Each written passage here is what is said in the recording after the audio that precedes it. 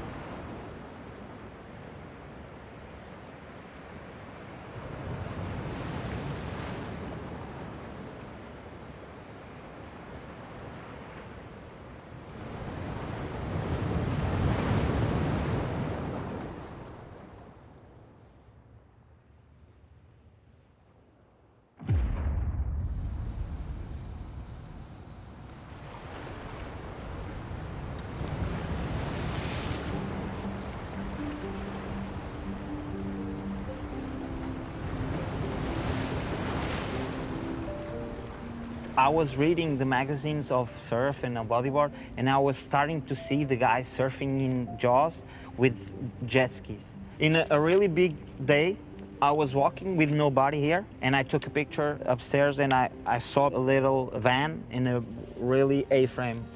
And I make a research in Google, and I saw the name of Garrett, and I saw contact, and I said, no, it's too easy, and I don't have nothing to lose. I will send him this picture, inviting to come to Nazaré and surf these waves. And immediately, Garrett's response, hey, where is this place? Anybody surf these waves? What is the size of the waves? And I was, no way, Garrett is responding me, no, it's not possible. So, okay, this is Nazaré, Portugal, a little fishing town. So in 2010, we prepare everything and we invite Garrett to come. And the guys were, but he probably will die. And we were okay, but we need to know if it's possible for a person to surf that way.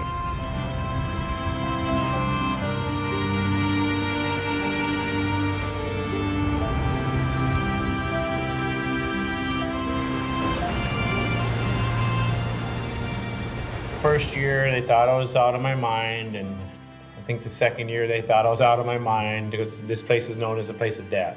That's all they know is Nazaré, the big waves, death. So to see some foreigner come and go out there and ride the waves, they just couldn't, it didn't seem right. And then I made it through the first year, made it through the second year. The third year, they're kind of going, wow, this guy's come prepared, he's got his team, he's got all the safety in order, he's still around. And all of a sudden, they started really embracing what I was doing out there.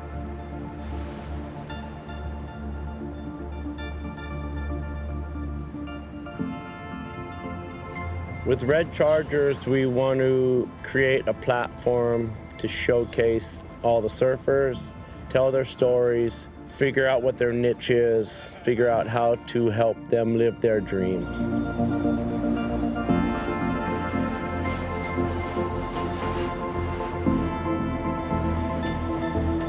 Portugal is just the best kept secret in Europe. It's affordable, safe, people are so nice.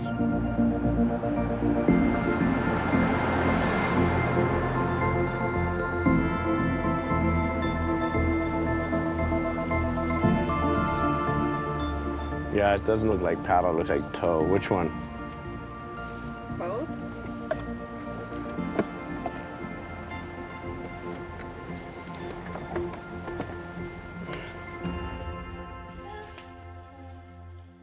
The biggest interval I've ever seen, 25-second interval at 23 feet. I've never seen one this big, such a big interval. It's definitely big mama swell. Garrett McNamara. He has been a big part of my life, you know. He's the first person that I know in big wave world. He showed me this amazing place as Nazaré. Now I all the time think big wave. Garrett is the person that knows this place better than anyone else. I mean, he knows this place better than me, and I'm from here, so. You know, we all admire him and we all give him a lot of credit, not only for Nazaré, but everything that he has done for the sport. He see this place to make a project and come here, and now everybody wanna come here. And he see how hard to surf this wave, he make a magic board. Nicole and Garrett, they have their base and they have it pretty dialed. I don't think I have been to any other place where they have it so set up, you know? From the first time meeting him in Kalapana on the Big Island for my uncle Boogie Kalama's 50th birthday party. And I met him and I looked into his eyes and I was like, oh, this guy is crazy.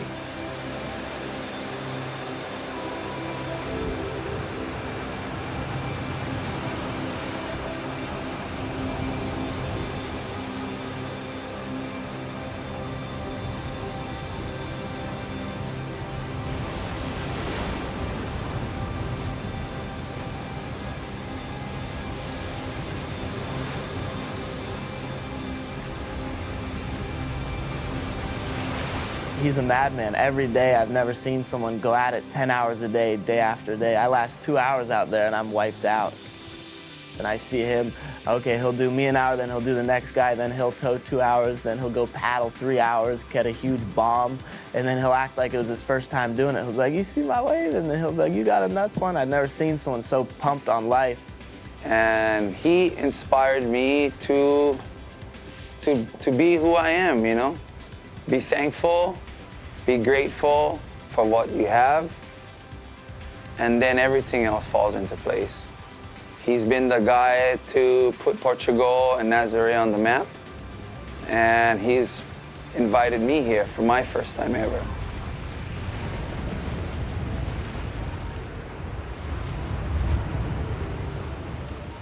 One of my best friends, one person I look up to, one of my biggest inspirations in my life.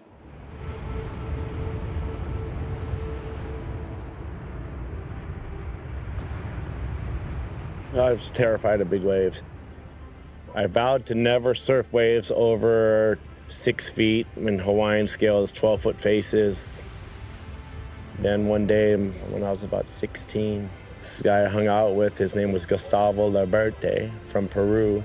He grabbed me by my neck and said, "Punky, you're coming out with me." And I remember just catching so many waves, having so much fun, and I was hooked. From that moment, I was hooked on big waves.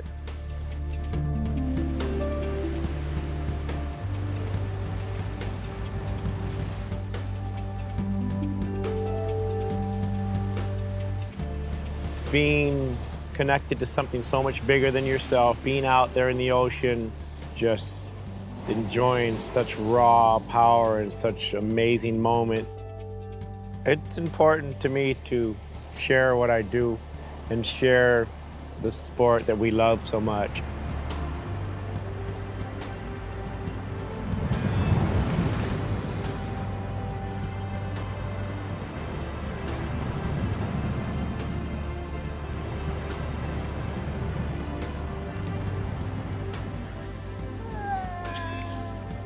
Where's your style? Where's your style? Where's your style? Been organizing this event, and it's been a lot of work. Like, I've never worked so much. It's gonna be amazing. It's an event for the surfers, by the surfers. Just a free surf event, showcasing them.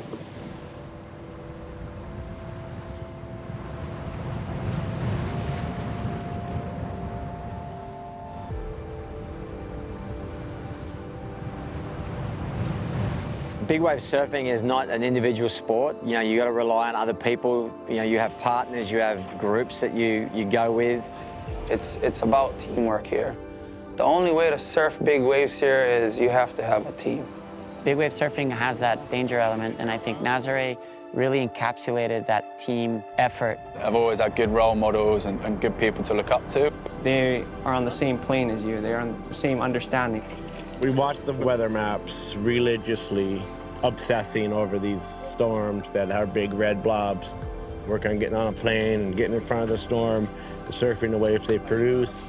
And if you ask any big wave surfer, swells always come on birthdays, Christmas, New Year's, Thanksgiving. Chasing waves and all of that, there's become, you know, complications with relationships. At the same time, you got to do your thing. You know, you can't hold yourself back. To get here with your boards, not to be broken, to feel okay, for the swell to be right, the wind to be right, to paddle out there and catch that wave. I mean, it's a beautiful thing.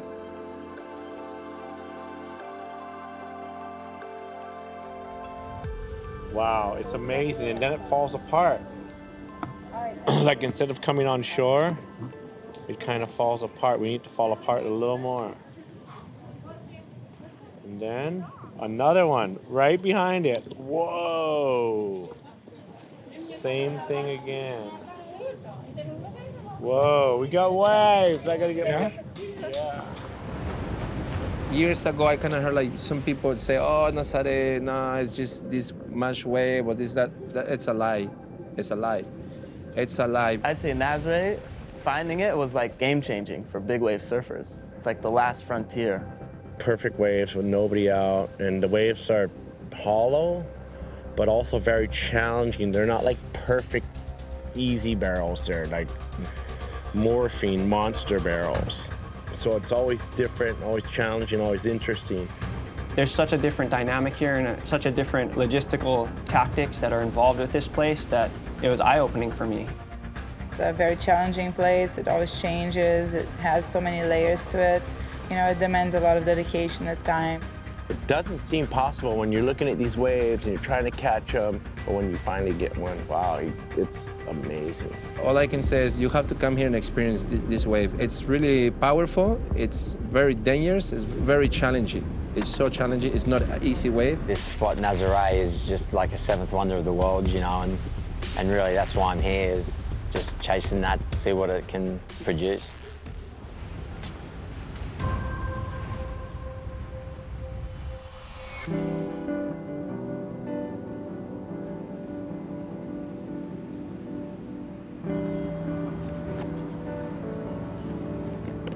How long have you been trying to make this happen?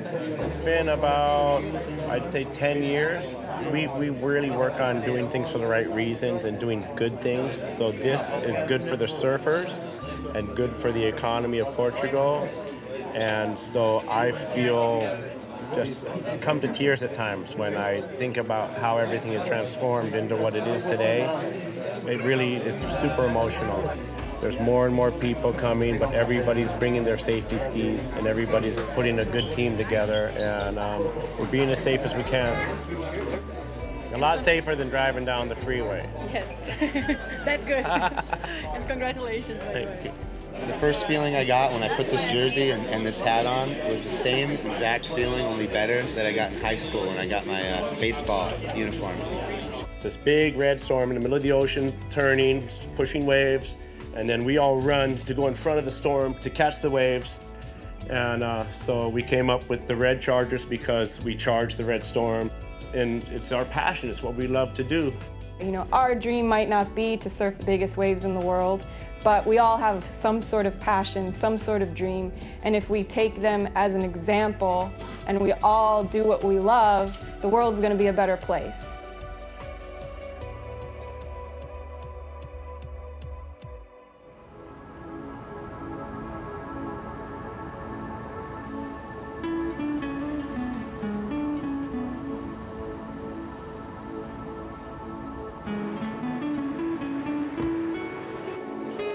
All the wetsuits are in there? And what about your clothes? What are you with, Barrow? You with your brother?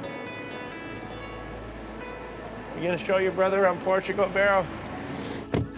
The one time, my dad took me toe surfing when I was 6. And he came up, Dad, I couldn't breathe. And what did I say? You're not supposed to breathe underwater.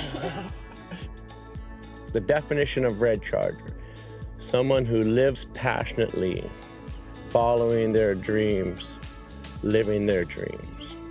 You don't have to surf giant waves to be a red charger. I mean, any wave that's generated from a low pressure system that has a little bit of red in it, you're a red charger.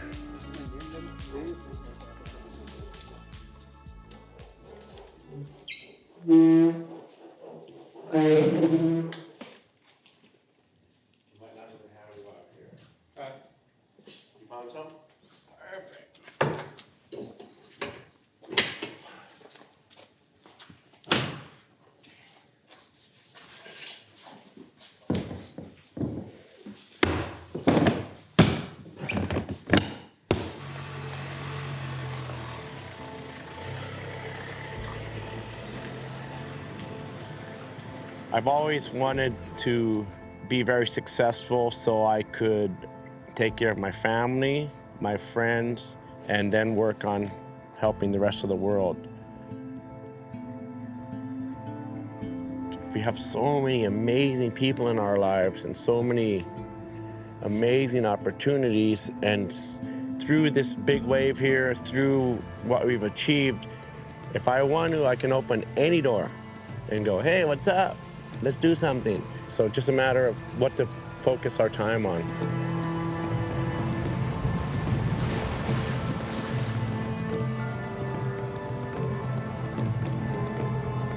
Family's amazing, but you can't choose them.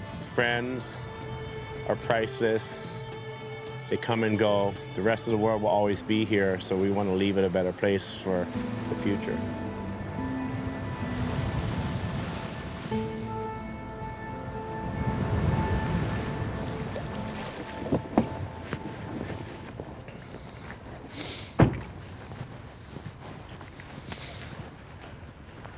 Hello? Did they come in yet? Yes. Really? Yes. Wow. Comes two sizes. One small and another one. Oh my God. Can I get 2 of these right now, or maybe Yes. some more? Maybe, wow, these are perfection. Are some You other have to- people gonna you use have to these? be the size of the cable, if it's enough for you. I speak to them and then they send me 2, because when you send me the size of the cable, I think this is better. Yeah, for you. yeah. Try. I'll take 2 of these Okay. and 4 of these right now. Okay. And then I come back. Can I pay you after? Yeah. Or you want to? No, no Okay, problem. okay. I put it in your name. Okay. You have a big bill. Ha ha ha.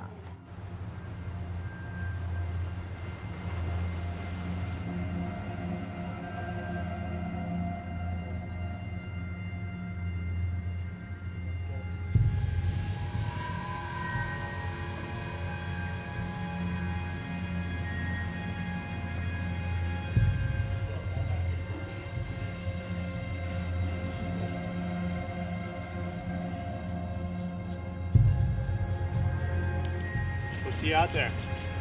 Sounds good, It's a good wind stopped, huh? I know, that's the thing. Well, this is the time to paddle, if anything.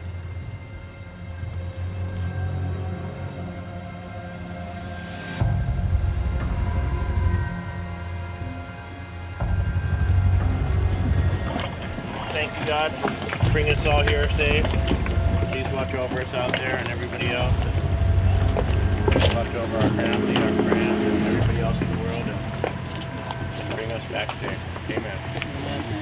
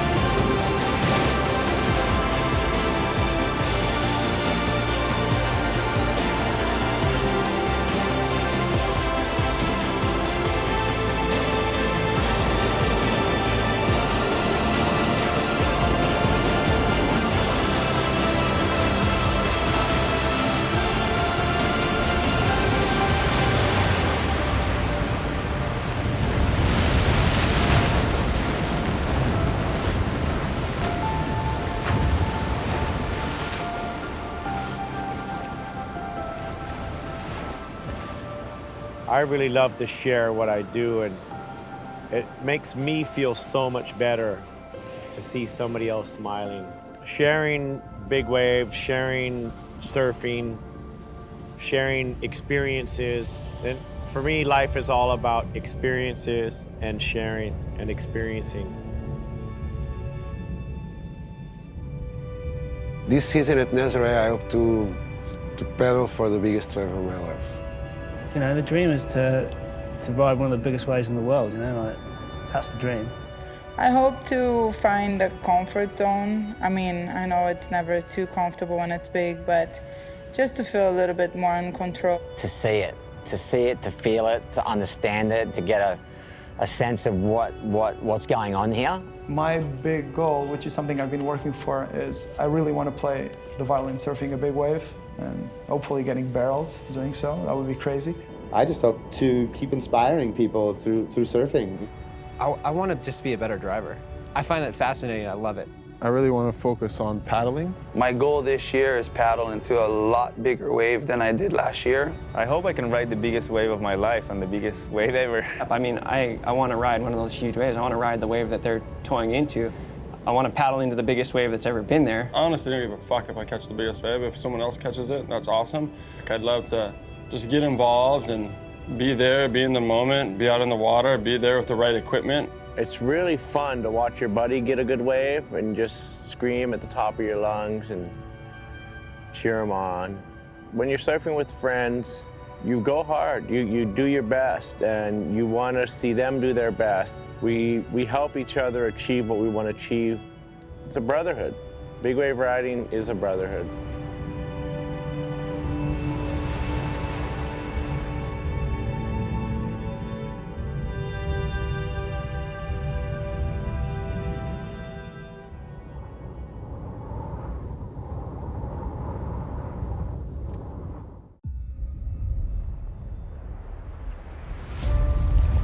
I was almost breaking the surface, and the second wave broke on top of me with a very, very strong impact and blew off my life jacket, and that's when I went really deep. I was going into a hypoxic stage, and I didn't think I was going to come up from that one. Imagining your cell memories, you know, your DNA telling, what are you doing? What are you doing here? How can you almost die somewhere and go back to that place?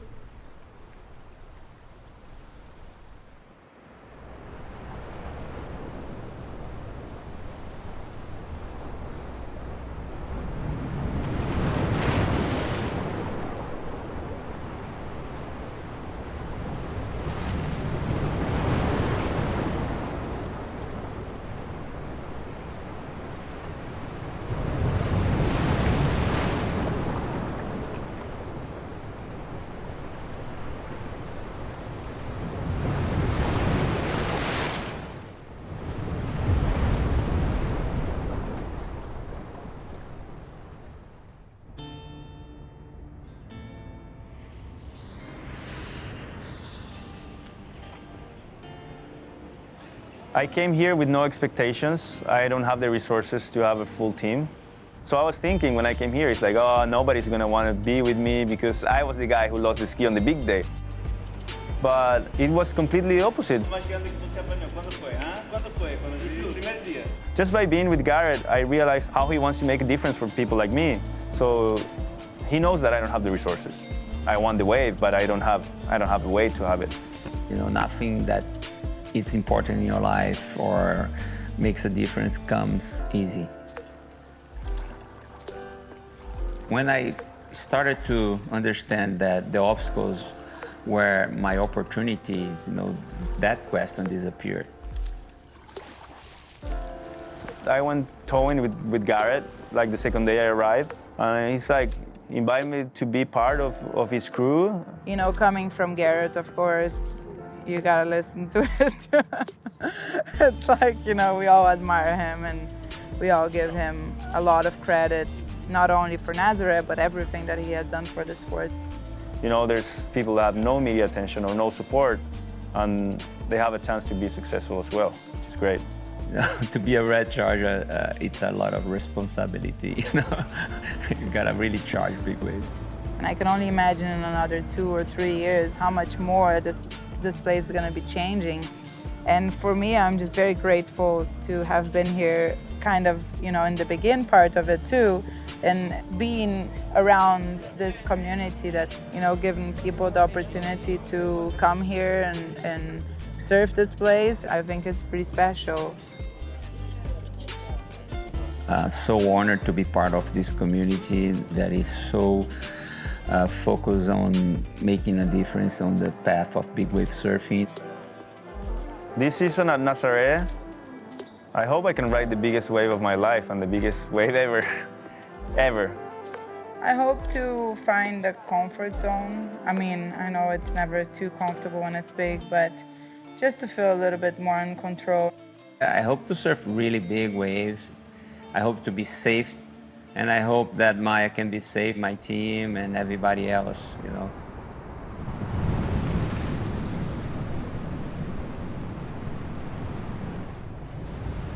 I was expected to do something totally different from what I'm doing currently. I realized that I don't want to follow a path that was designed for me. I'm just a person that looks for freedom, be it in a sport, be it in my life, be it in whatever I'm doing.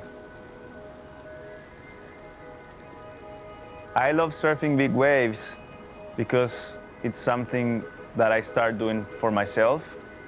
I've always been drawn to it, and coming from Chile, I would go to the beach and surf whatever size waves there were. So every time I would go to the coast to surf, it would be like whatever it's out there. And Chile is known for having big waves all the time. And I always like the bigger waves better. And right now I'm like, whatever, the biggest ever, I would love to surf it. It wasn't like one day I started to surf big wave. But when I really got involved with the scene and fell in love was my first season in Hawaii, 1986, 1987. That's when I really said to myself, I want to be a big wave surfer. I want to surf this kind of waves for the rest of my life. It's exciting to be where things are happening in the ocean. I think that's what we love. I started being interested in big waves, I think, when I went to Hawaii when I was 17. Then I started getting bored from friends to go out at sunset and small Waimea and pipe.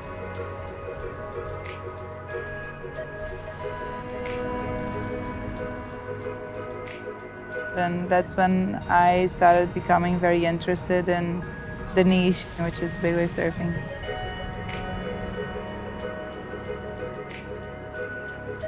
I worked, different jobs, waitress for a few years, dishwasher and 7-Eleven. On the side, I was trying to develop my surfing career, and when that picked up, I was able to put those jobs on the side.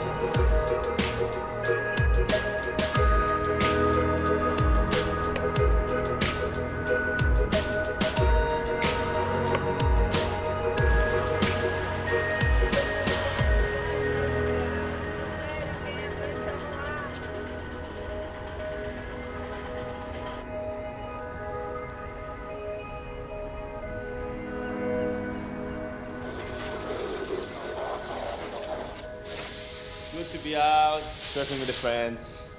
Small but fun. Little training for the bigger days.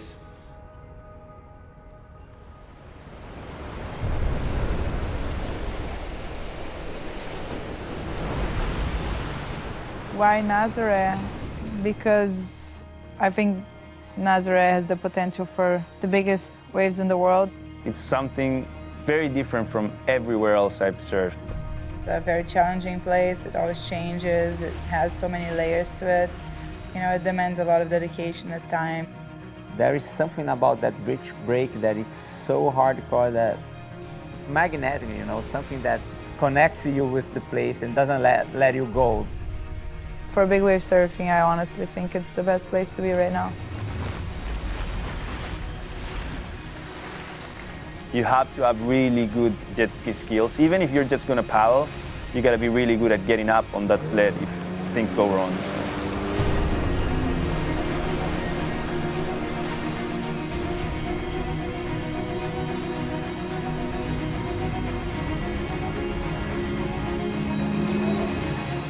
When big swells hit, the ocean's really alive and it has a lot to teach us. Nobody here just met here and comes here and then surfs the big day.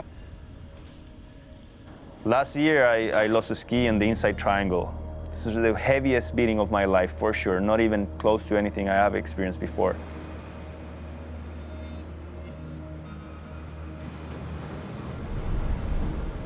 I arrived late at night before the swell.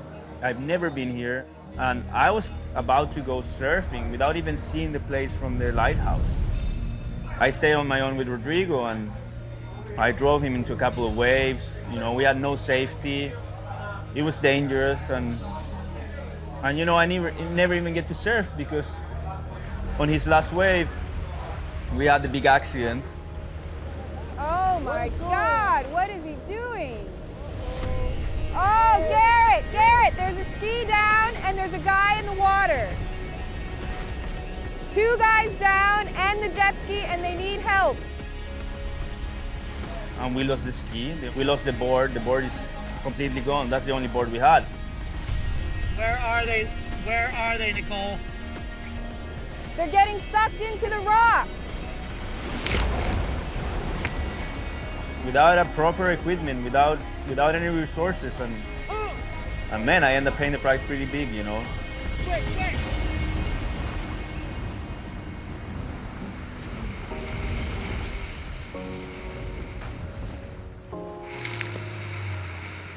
Good eye, baby. They're okay. I got them. I've never had a wipeout like that ever in my life. And it's definitely the strongest I've ever had. I had the next 2 days to stay in Nazaré, knowing that I came all the way, I spent money that I had never spent before to surf this big wave and didn't even get the chance to surf it. But I had those 2 days to really understand more about Nazaré and the Portuguese people that make my short stay here so wonderful.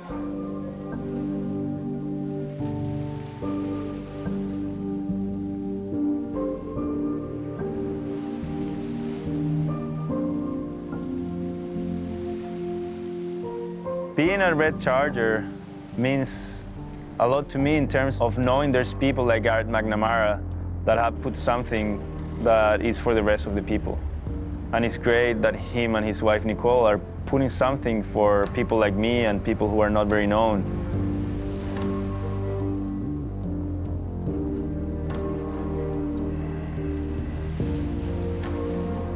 That we've been doing this on a shoestring. Sometimes we miss the swells because we cannot make it or we have no jet skis. So for me, the concept of Red Chargers, it's more about having faith again in a lot of people that are willing to make a difference for other people.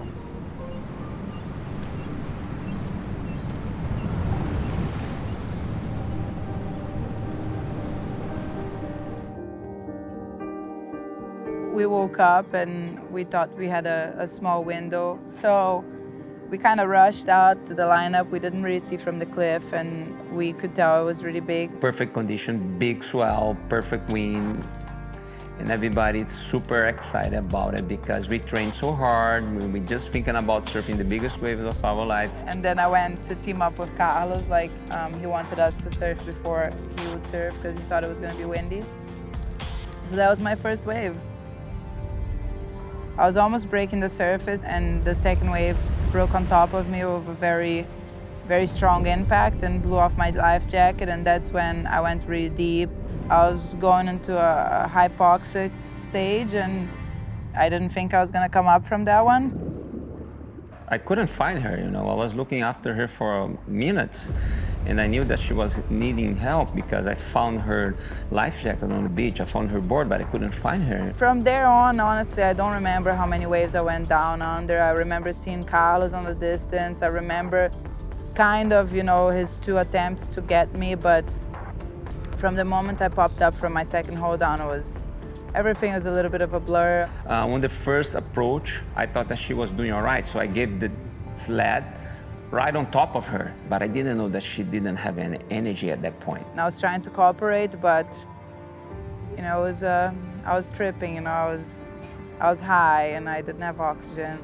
I had a broken leg and I had no life jacket, so. The only thing that I thought about doing that time was taking her out of that situation because we were so close to the rocks and there were waves coming from everywhere, and so she grabbed the rope and she got drowned after that because she didn't have any energy. So.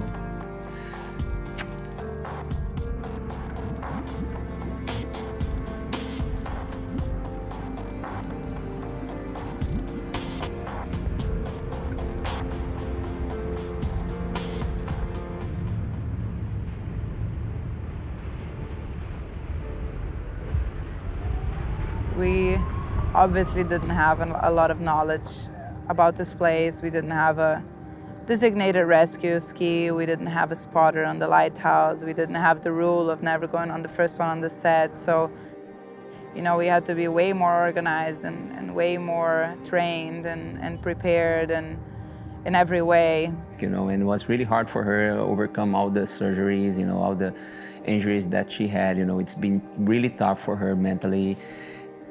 Nothing would work out if she didn't have the passion too, you know, and she has the passion and she wanted to overcome the fact that she almost got killed here.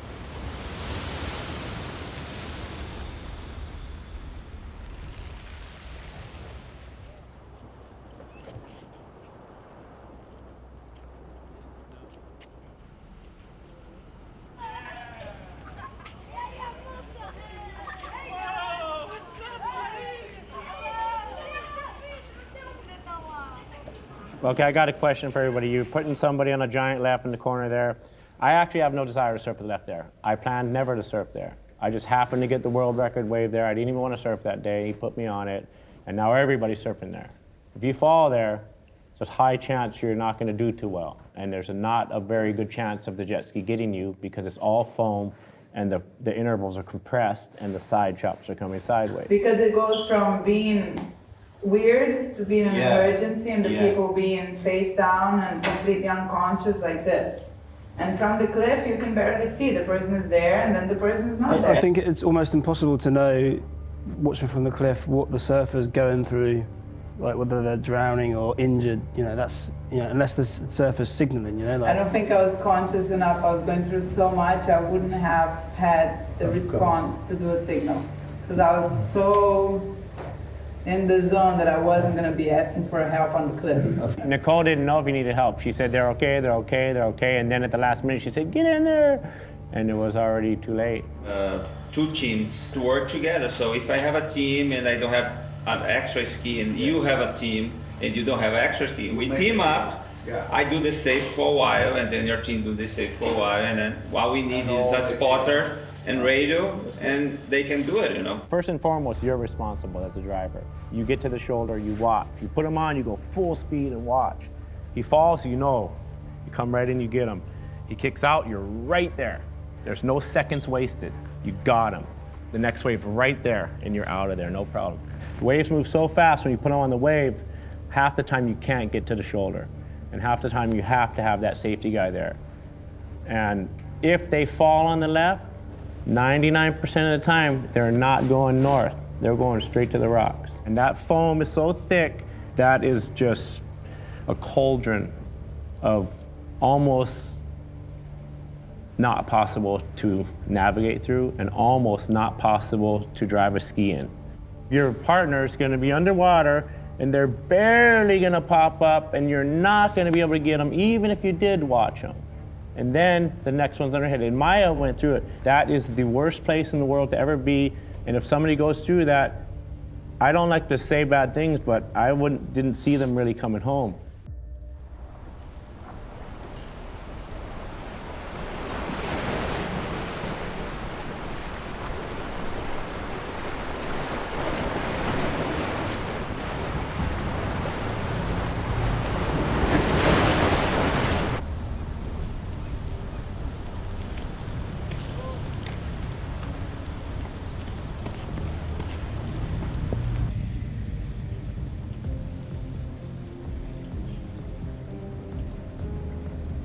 If you don't have fear, how are you gonna face the risks in your life? The fear makes us smarter, quicker. Imagine your cell memories, your DNA telling, what are you doing? What are you doing here? How can you almost die in somewhere and go back to that place? I think I'm able to control my mind when I'm out there, because if not, I'm putting everyone else at danger. If you can use the fear in your favor, it can really bring the best out of us.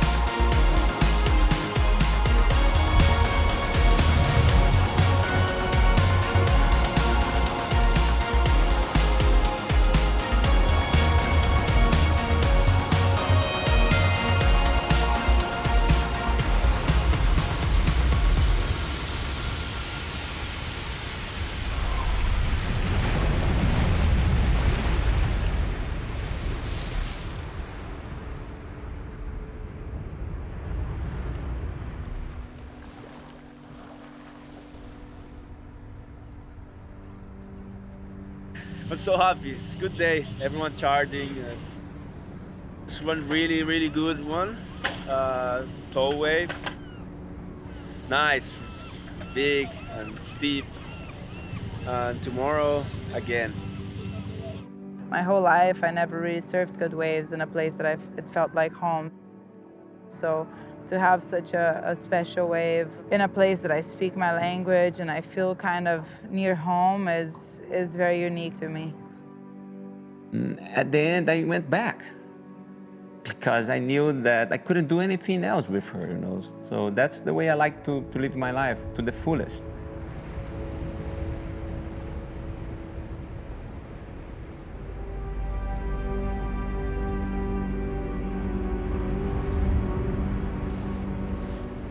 Just to be there and to be able to experience it and being in the water and feeling the energy and seeing, you know, your friends and people around you like surfing the biggest waves in the world, and maybe you get, you know, the biggest wave of your life. Those days are memorable days. Big wave surfing is my love, my passion, my work. It's everything that connects me with life. I don't think I'm gonna quit ever in my life. Even if big wave means like 30 centimeters waves, I don't think I'll ever quit trying to push my limits. When we see that forecast and it's red and we know there's gonna be action somewhere, and to be there, to be able to experience that, you know, I would never really remember Christmas or what I did and such birthday or this and that, but I remember all the big swells I've been around, so those days just mark your life.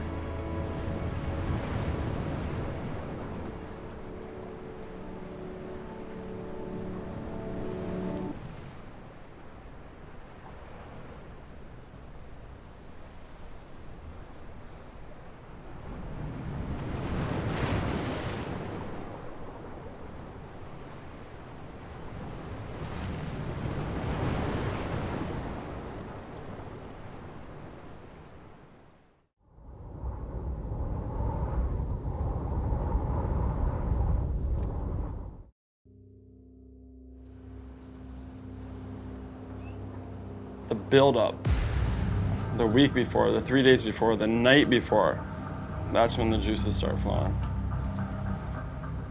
Anytime you go and step out into something like that, there's fear there. There's nobody that's not scared.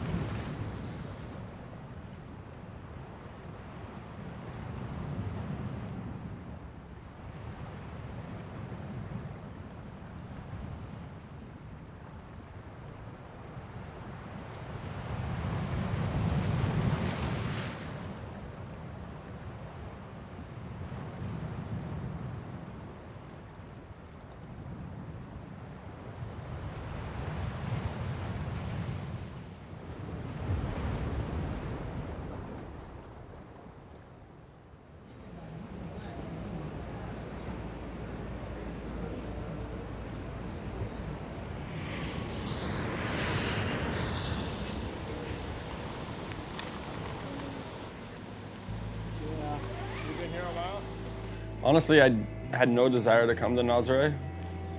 When I initially saw Garrett's photos and, you know, the photos, it looked like a big peak, really fast moving, long, kind of mushy wave.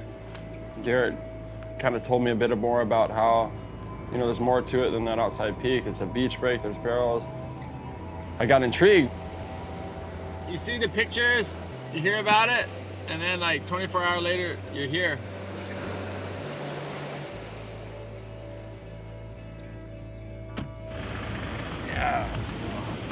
See you, bro. So where's the big ones that you see all these pictures? That's that thing out there? Out there, those big swells right in front of the lighthouse. Yeah. That's like the main peak. And just gets bigger and bigger, just keeps going farther and farther outside. Starts right here, like from this whole thing, straight out, and it starts turning that way. And it opens super big. Where's first peak? Is it straight there? First peak is right here. See this little bump right here? This little one right here? That's first peak. But where's the big left? That one. Big long left, big long right. So that seems like the safest paddle peak? Yeah. Because the rocks. Boom, push to the beach. Beautiful, beautiful day. Someone gets badly injured, and we would like everybody, all brotherhood together and help, you know? Yeah. But not everybody can go and get help. You gotta keep one guy watching over the boys, you know? Right. It started as a 2-foot wave, and then it was a 4-foot wave, and then it was a 6-foot wave, and it was an 8-foot wave, and on and on and on. And now a lot of my friends stopped at some point, and I think I'm one of those guys that will never find that point unless my body's physically unable to allow me to find that point. As long as I'm physically able to do it, I'll keep looking for that rush. What size boards you bring? 11, 10? 10-6. Yeah. 10-6, a 8-6, and a 6-10. Perfect. Perfect. Surfing comes from my culture, being Hawaiian. Brings out the happiness, brings out the joy in me, brings out my personality. Like, you keep me inland for months at a time, I will turn into a different type of human being. I love waves, whether if it's small or big. You know, I've been to Galveston, Texas, and they got probably some of the smallest waves in the world. Like literally this big. But hey, as long as there's something, you're still having fun, it's a good thing.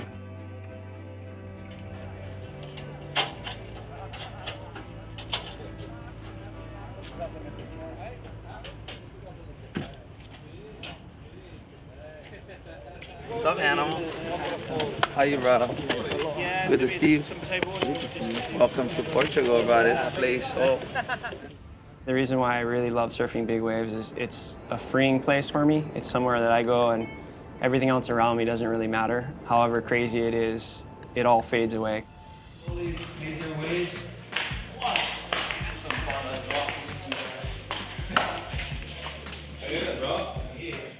You love being in the water with them because they are on the same plane as you. They're on the same understanding. It's not only about being out there and catching the biggest waves. It's about how you're carrying yourself, how you impact the places around you. The only way to get is you gotta give. You know, Garrett's been here for the last 5, 6 years now, and look at what he's been doing. He's been giving, he's been giving, he's been giving.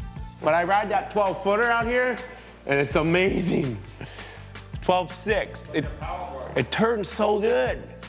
Yeah, and I rode it on 4-foot days and got the whole thing disappeared in the barrel and come out. Yes, blew my mind.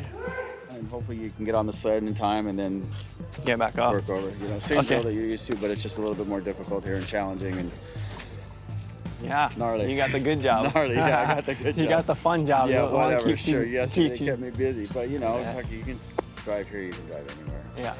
I mean, I always kind of surf bigger waves than most people. You know, I was 7, 8, 9. I couldn't even paddle out to the places, and we'd paddle out and be 6 feet. And a lot of times I'd catch one wave and get smoked and couldn't even paddle back out on my own. By 13, I started surfing Waimea a little bit and getting pounded in bigger waves. I thought I'd die, and I didn't. And you just kind of get hooked.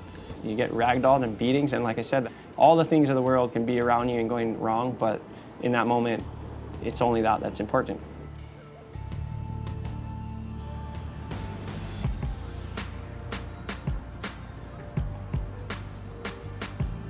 It's not just me, Garrett, Cotty, and Hugo anymore. It's all these red chargers from 4 corners of the world. Bring your A game. You want to get a big bomb? Here's your opportunity. Good luck, guys.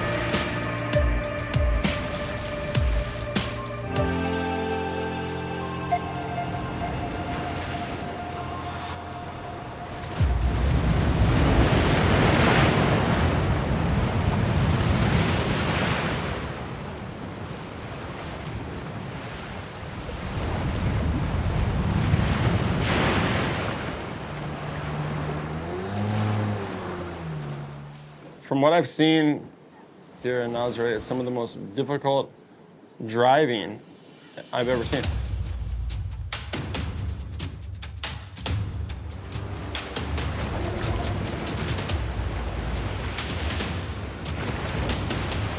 So basically what happens is on the inside, you got waves coming this way, you got waves coming this way, you got waves coming this way, and the shore break actually goes all the way to the beach with power.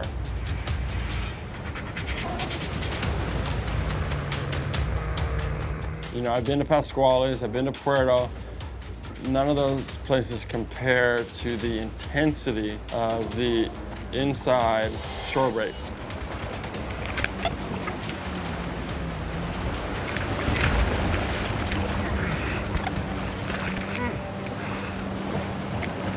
You know, it's gnarly. Like you gotta be super sharp and on your game, and you have to make split-second decisions to either shoot it and climb it and make it, or whip it and wait it out. Every little thing that you do and every little thought that comes in your head can make the difference. If you get scared and you panic, you're done. It's inevitable, it's gonna happen. You're gonna flip the ski. I mean, if Garrett's doing it and Kaylee is doing it, then shit, anyone else is definitely gonna do it. If you can drive here in Nazaré, you can drive anywhere in the world, hands down. It's insane. There's such a different dynamic here and such a different logistical tactics that are involved with this place that it was eye-opening for me. The thing about the Red Chargers, I mean, you pretty much summed it up, but is there any... The most exciting thing about the Red Chargers? Hey! The big waves! The big waves! We're big riders!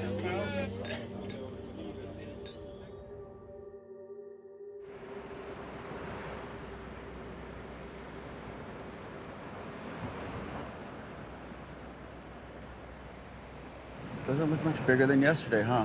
Maybe a little bit? Low tide not pushing, you know, once the Yeah. tide pushes, Yeah. it just goes double, quadruple, fucking blah, blah, blah. Really?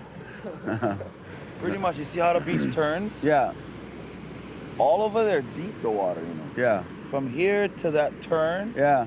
it's shallow. So don't come in here? Only if you gotta save somebody, you come in here. Oh, because that was Garrett was telling me yesterday. Go back, go back, go back. Yesterday, I came in to come pick up Garrett. Fucking, I ended up turning the ski, and then all of a sudden the water came in. The bike was turned this way just a little. Water came. Boom, boom! Flipped the whole thing upside down. I fucking pushed him back over. I'm still holding the throttle. You flipped almost? I totally went from like this, Vroom. Oh my God. Boom. So I went over and I freaking just went, flip him back over. I look back, okay, the rope came out, my board's on the beach, we're good. I'm standing in the in sand. I'm hurry up, Garrett, hurry up. Fucking, here comes another one. I get on the bike, no throttle, wait, Garrett's trying to get out there. Okay, get on the sled, hit the next one, make a brah, gone. Leave the board on the beach. It's hard.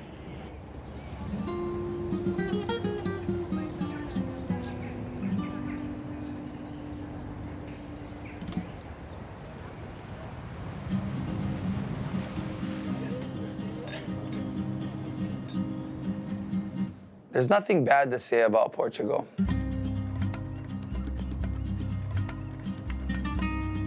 The people, the food, and the waves. That's my favorite thing about it. Great people. They got the biggest smiles. Everybody's super welcoming, and it really reminds me of how I grew up on the Big Island. But you're walking down, there's cobblestone streets, castles, and just mythical stuff that we don't have in Hawaii. It took, you know, several invites and several years, and finally I decided to come. And now that I've seen it and surfed it, I'm totally blown away.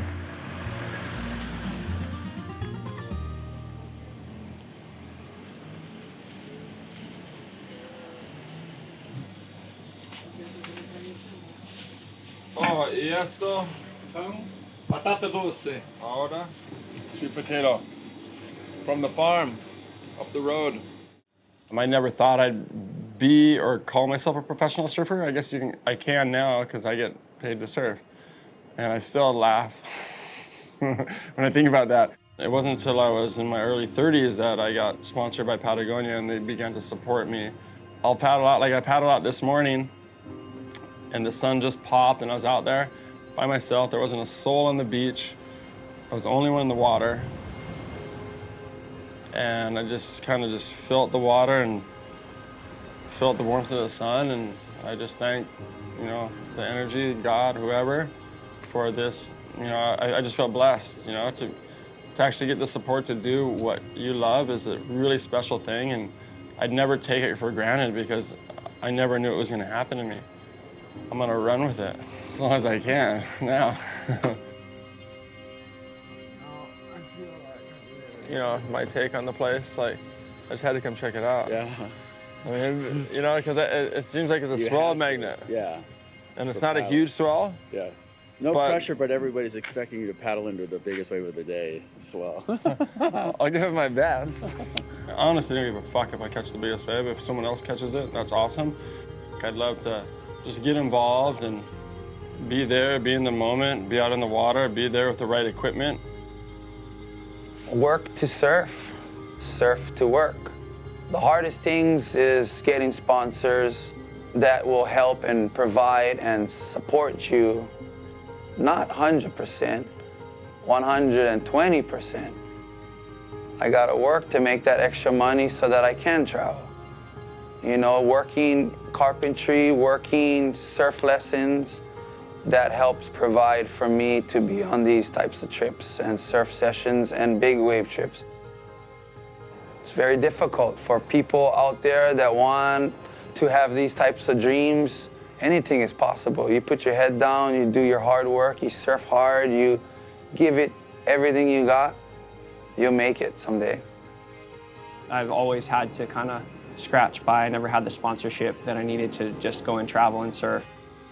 The worst feeling ever is when the giant swell is going somewhere and you just can't be there. I learned a trade, I learned to be a carpenter, and I actually do a lot of different things, but I picked things up along the way so I could do a lot of things and still surf at the same time. So if there's a really good swell, I want to be there. I want to see the biggest waves. I want to be able to catch the biggest wave. You got to really chase these things down around the world.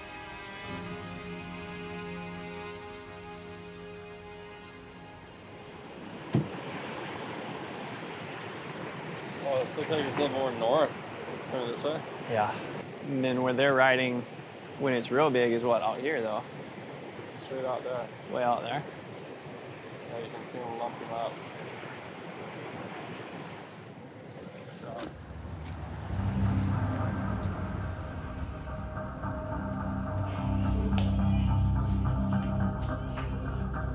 Leaving home, you know, you always say your goodbyes.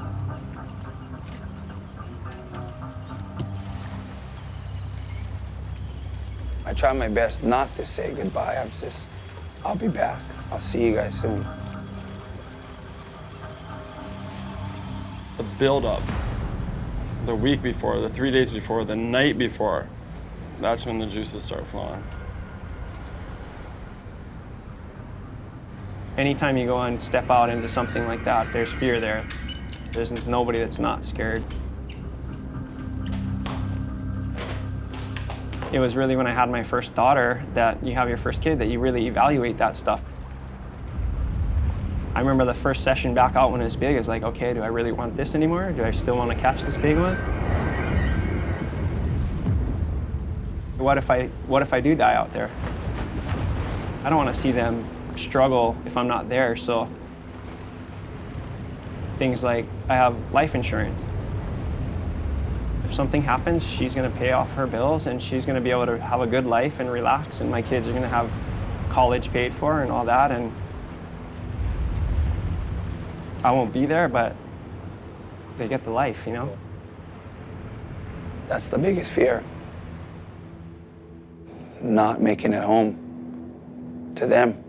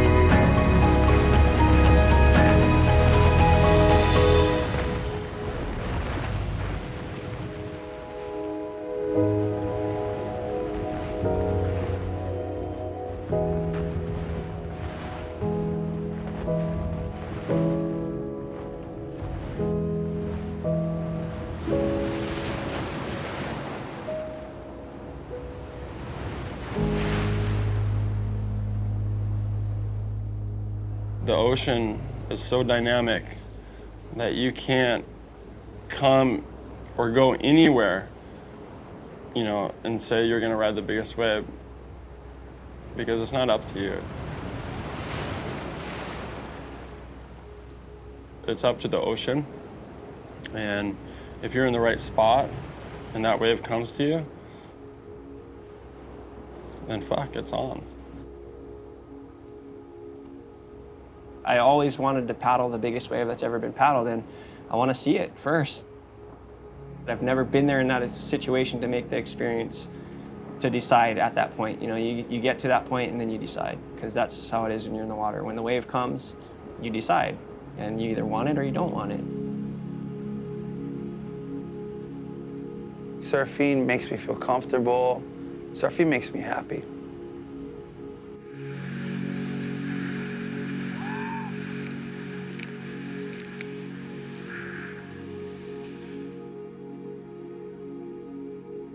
My passion, my culture, my whole aura of who I am, I love the surf.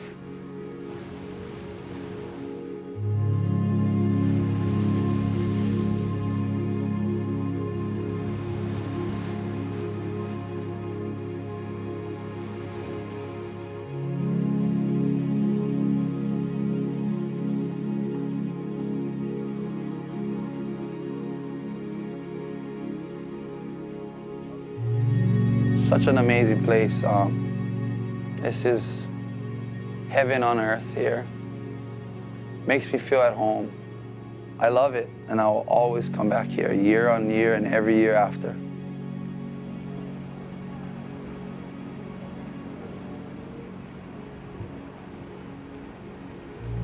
Great people, good waves. I love coming back here, man. This place is so special, you know? Yeah.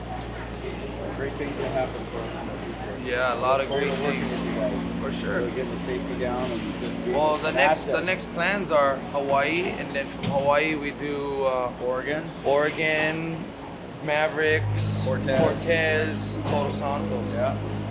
We live in, baby. We live in it. Love it too, bro. Great, amazing 2.5 weeks. Great waves.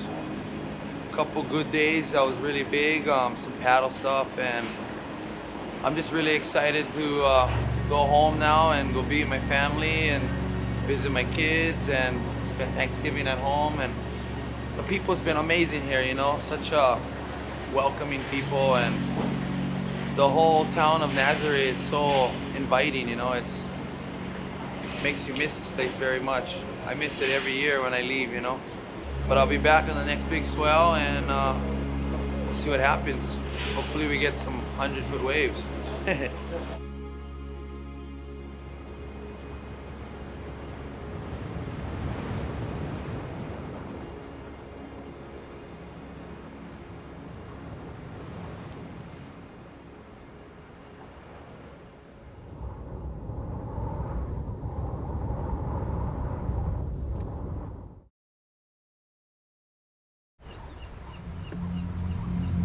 Big wave surfing has that danger element, and I think Nazaré really encapsulated that team effort.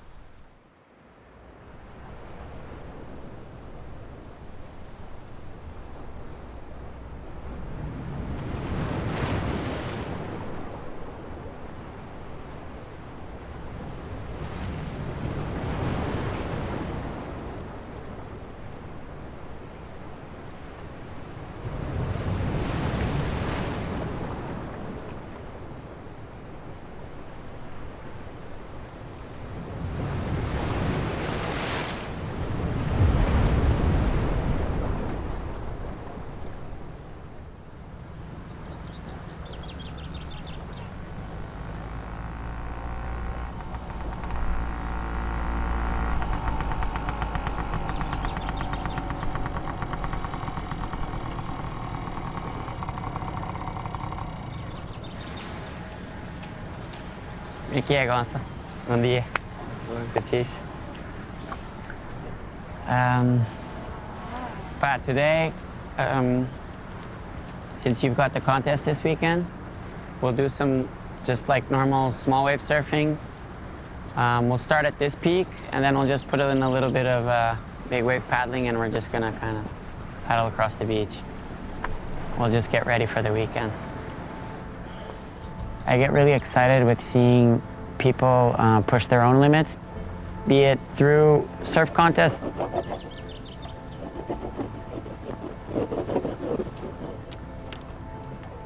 I still believe in them in a strange way, although I think they're limited on a lot of levels. They do make up-and-coming surfers, talented surfers, young surfers try and make an effort. And just big wave surfing obviously is all about pushing your limits and being able to keep the love of surfing very alive and the respect of surfing and of waves. The surf school I'm with, Portugal Surf Academia, it's been going for 15 years. You know, once I retire from big waves, I'll have more time to dedicate to my school.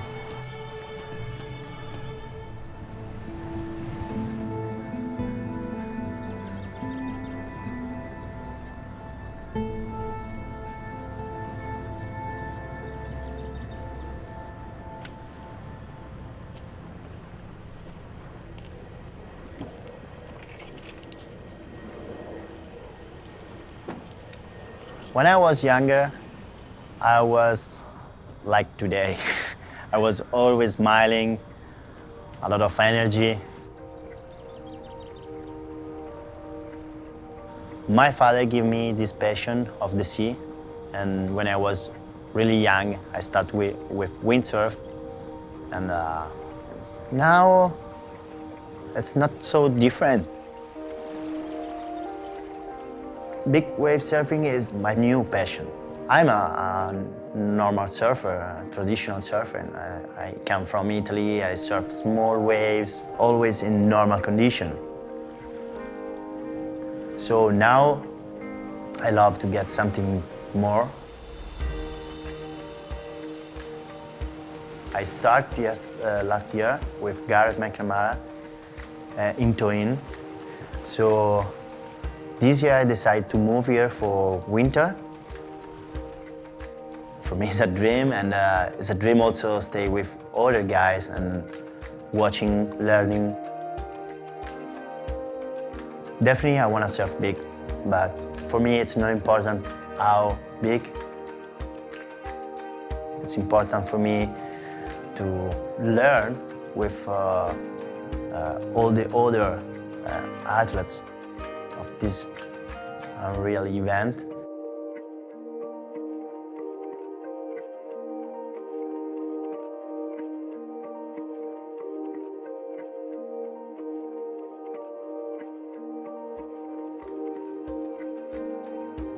I think it's being able to push my limits and my love of surfing constantly. The beach break that I'm from and where I grew up surfing, Praia Grande, here in Sintra, it's just a very powerful, very demanding beach break. So when you're brought up with that, I think you just feel natural around bigger surf, and it just becomes a natural evolution.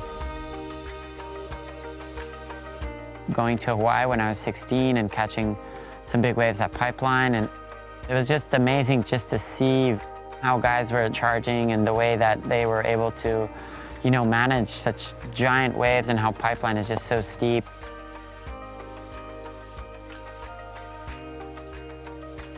It's the birthplace of surfing, so that was very important to see the deeper values that surfing carries, and how big wave surfing is something that, regardless of contest, it's something that is respected worldwide.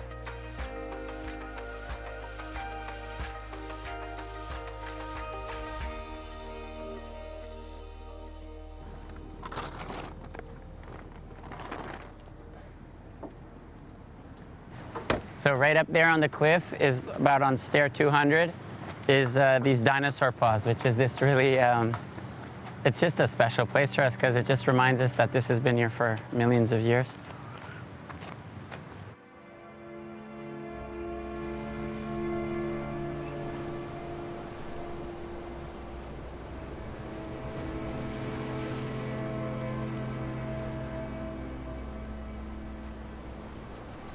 Ganda Gonçalo. Bem jogado. Boa remada. Pai, bora, amanhã estamos lá na Figueira.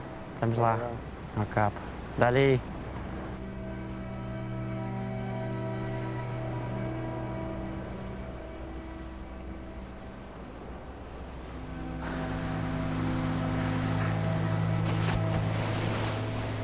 Look at this.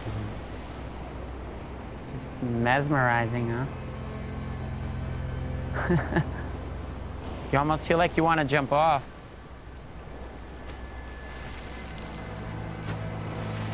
At the time, you don't really understand about big waves, but as a kid, we'd come here to, these really tall cliffs and just imagine the biggest drops ever, like this is the 200-foot wave. But you can come here and kind of just feel it.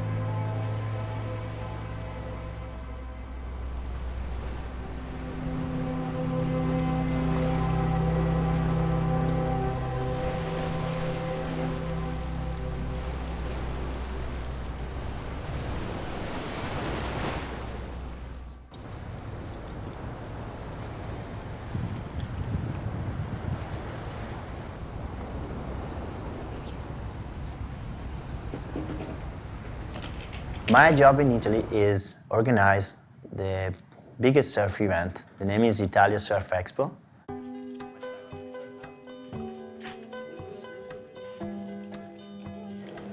I started to organize this event in 1999. It's this huge village on the beach close to Rome.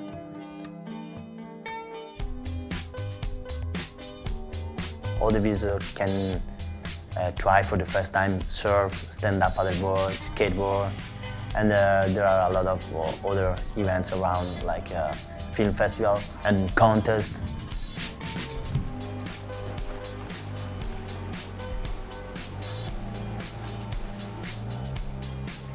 When my father was aware of a little harbor in Santa Marinella, where I live right now, a brand manager from Ripka said me, "Hey, Alessandro, why not organize something for us, for the brands, because we need a visibility, and you have a special place as a little harbor." Just after 6 months, I do the first edition. I invite all the brands, and I built a little village in the harbor.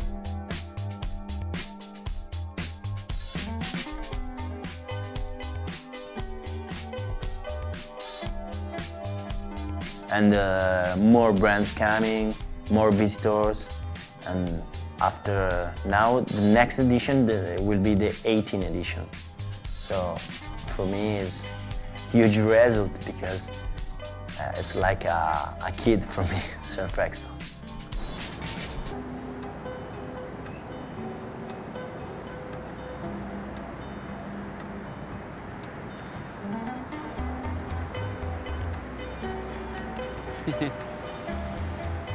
When you turn, you turn all the way. So what you did on that left, that you then did the turn and then you tried, you want to do the full turn. Remember, that's always so important. It's like you do the turn, you look, and you bank off the white water, and then you see what happens. You don't want to do a half turn and then try to do something after. My day job founding the surf school, Portugal Surf Academia, took me on this path of writing a surf coaching book. It's just something that means a lot to our surf school here in Portugal, and it was great when Garrett collaborated, Thiago, and Nick Van Roop, one of our star students. He wrote the book and put me in there. Honored to be in the front page. Garrett wrote a sick text. They all wrote texts and did some writings themselves about what surfing means to them, and it was great. It was a lot of work, so I'm stoked that it's over with and now I can surf a bit more and not miss so many sessions.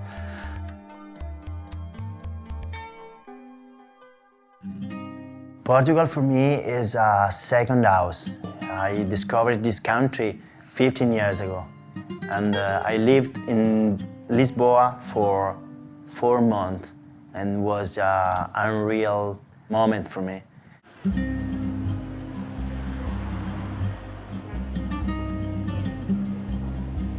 I think Portugal always stayed away from more mainstream, but it's still very conscious of quality. So the way that cooking has been made over hundreds of years and the cuisines from the explorations. Food is amazing also. People are super friendly. And I love the nature, the coastline of Portugal. And the locations, preserving ancient castles. Just the heritage that exists here is something that is exciting and it's fascinating and it's great to come and explore different parts.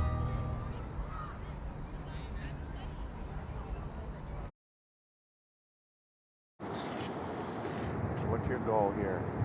My goal here? Nazaré. In Nazaré? Yeah.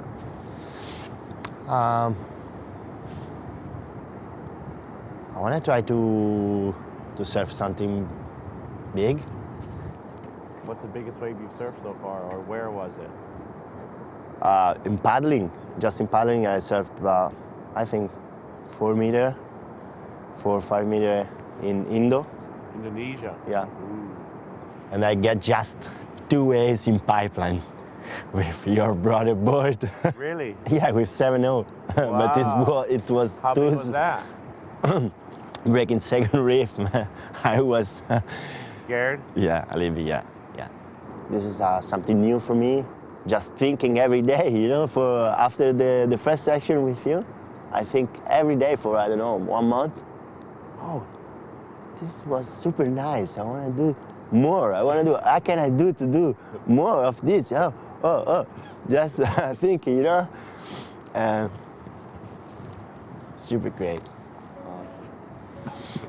Go get a coffee? Yeah, definitely. Gareth McNamara inspired me, for sure. He's the first person that I know in big wave world. He showed me this amazing place as Nazaré. Now I all the time think big wave.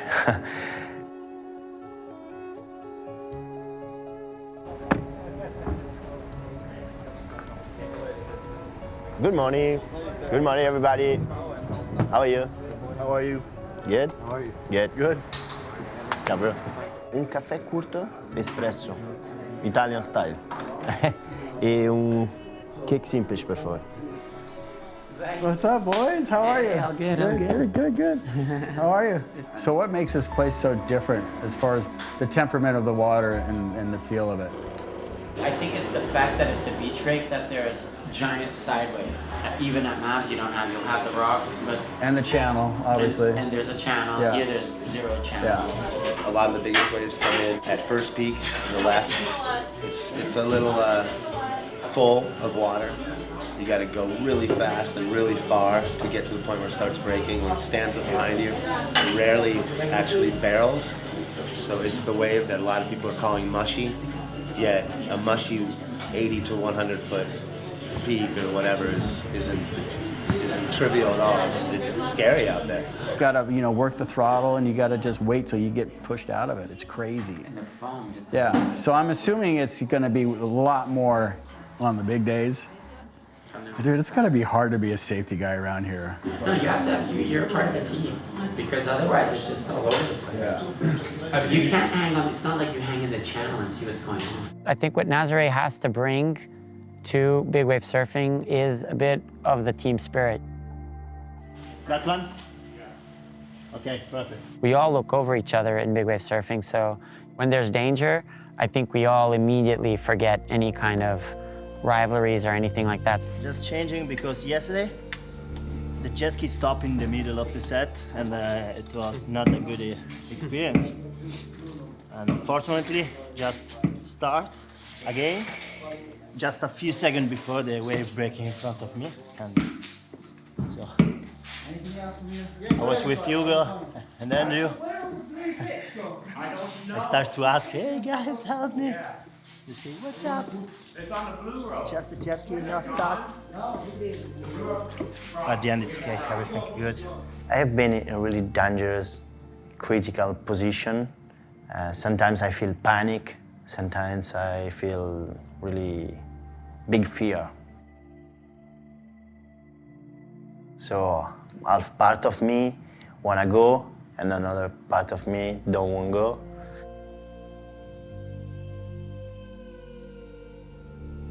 Big wave surfing has that danger element, and I think Nazaré really encapsulated that team effort that big wave surfing should always have, and sometimes paddle surfing gets a little bit away from that. So I really just want to keep being able to paddle into big waves and just being able to be part of the Red Chargers and just stay thankful for it all.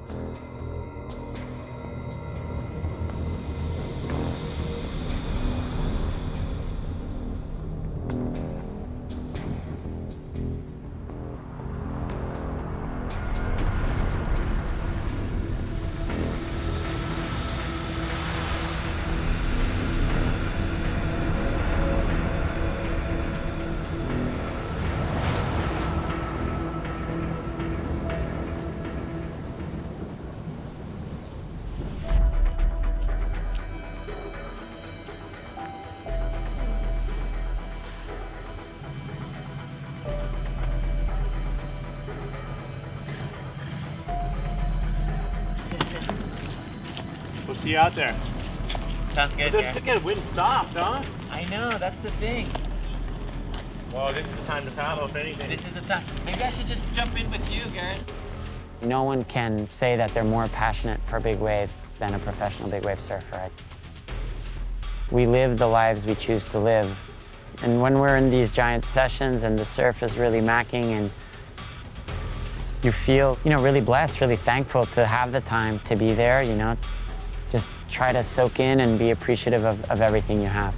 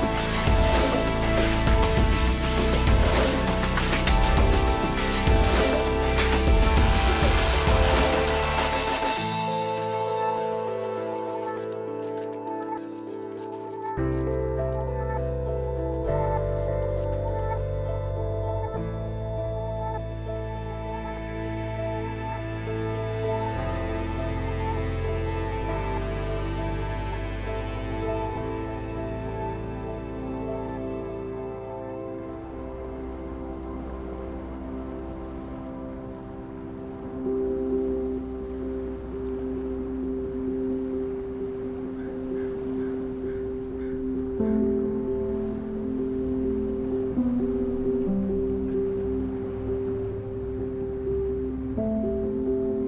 levar a carrinha é logo classe 2, fica tudo muito mais caro.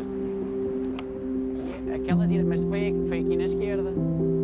Olha aquela direita. Seeing people progress and the same buzz and the same joy that I get from pushing my limits, it's really gratifying to see that in other people. When other people push their limits, even if it's surfing a 3-foot wave. It's like a drug for me when I ride big waves. It's always fighting inside me. Now I all the time think big wave.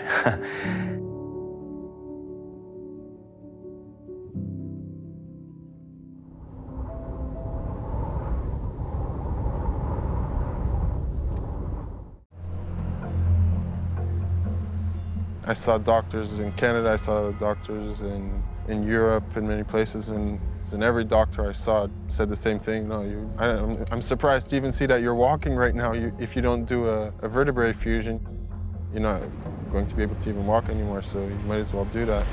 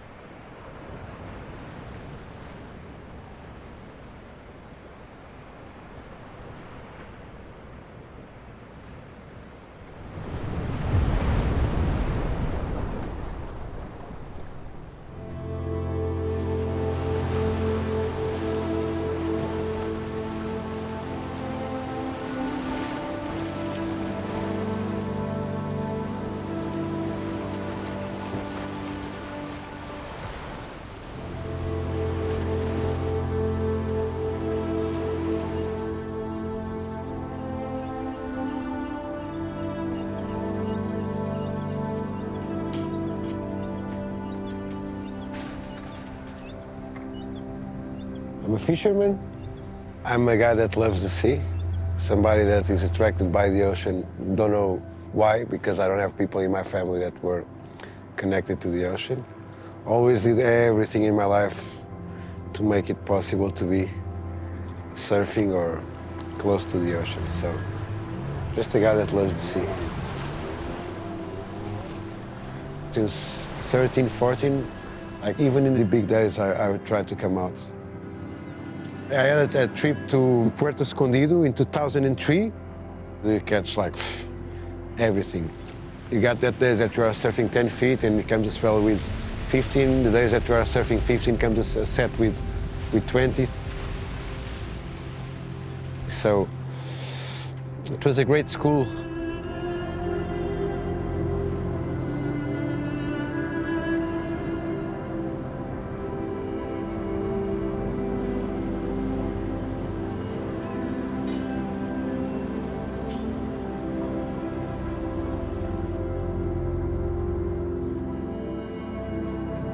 The oldest tree of this garden. The waves are bigger than these, but this tree seems heavier than the waves. I like to watch the buildings and the trees and compare it with the waves, but In the waves, you never realize what you got behind you. The wind is perfect to Nazaré. Sunday, Monday, even better wind. How about the next 12? Powerful and perfect. And with offshore winds to all the waves, they can be like, maybe can be the biggest wave, it'll be the biggest day of the season so far, but let's wait one more day.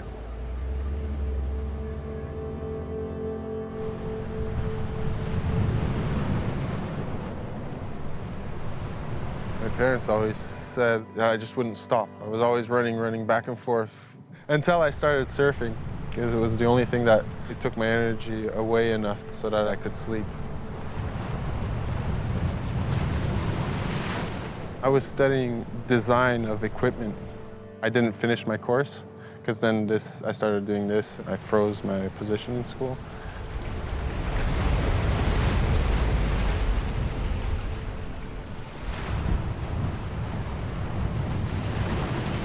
I went on a trip to California. We ended up being in Half Moon Bay when there was a swell, and that really stuck in my mind. And at the time, I didn't have any sponsors that were supporting me financially. The next summer that came, I worked in a restaurant, saved up money to go back to California. I bought a van there and just started hanging around in the van waiting for swells to come. Whenever there was waves, I was there to surf it.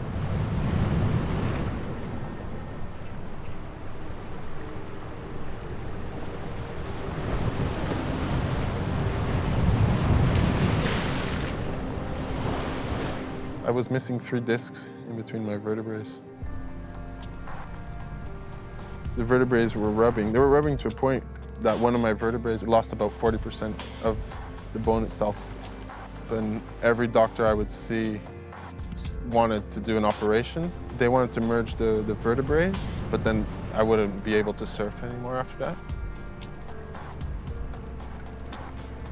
I saw doctors in Canada, I saw doctors in Europe, in many places, and every doctor I saw said the same thing. No, you're not even, I'm surprised to even see that you're walking right now if you don't do a vertebrae fusion.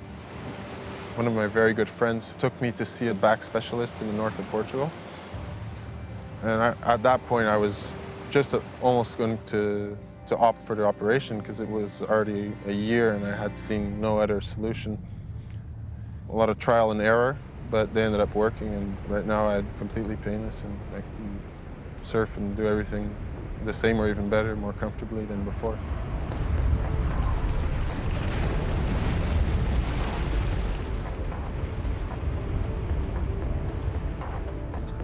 I don't know what I'd be doing, but yeah, I wouldn't be stoked.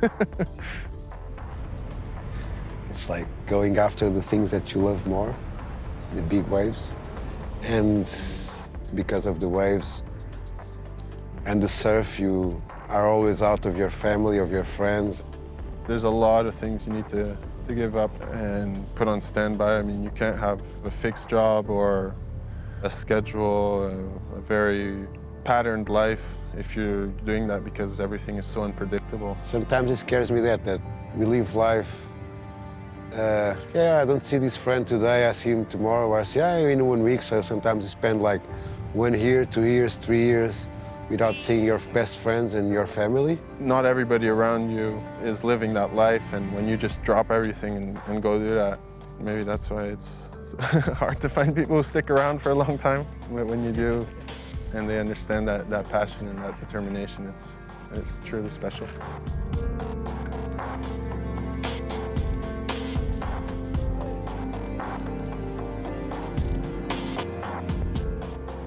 Being a red charger and have the chance to chase these swells and to get the biggest storms and the biggest waves in the world, it's like a dream to be a red charger.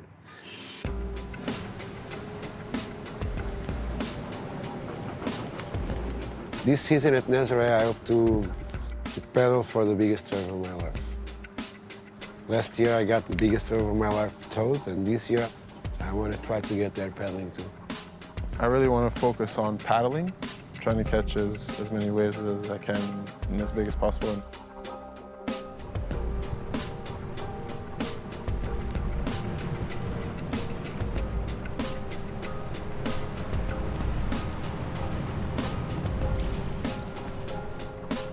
One of the things that makes me surf and surf is that I feel like a child when I'm surfing. Forget everything, just like when you are playing when you are a kid, you know. The world disappears and just the waves and the surf and nothing else.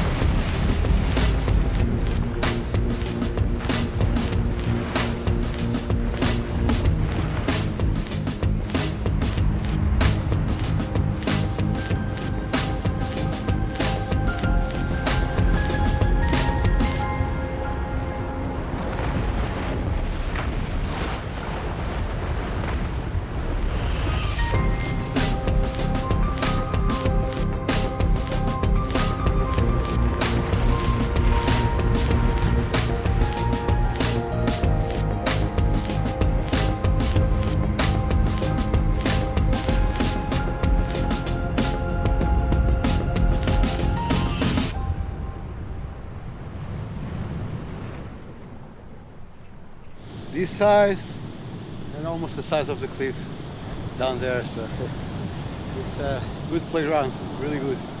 Yeah, lots of sets coming in a row, so I should be there now, perhaps. We're gonna eat something.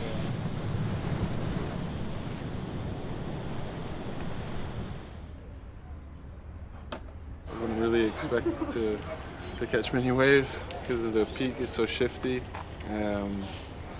But yeah, with the help of the jet ski and paddling around. And it took also some pounding, huh? Yeah, also some poundings. A couple more, probably more poundings than waves. Yeah. But yeah, it's worth it. It's definitely worth it. And you're gonna stay a few more days? Probably a few more days. Yeah. Tomorrow morning, so. Maybe. Maybe we'll get surprised again. Yeah, now you're gonna get, for sure.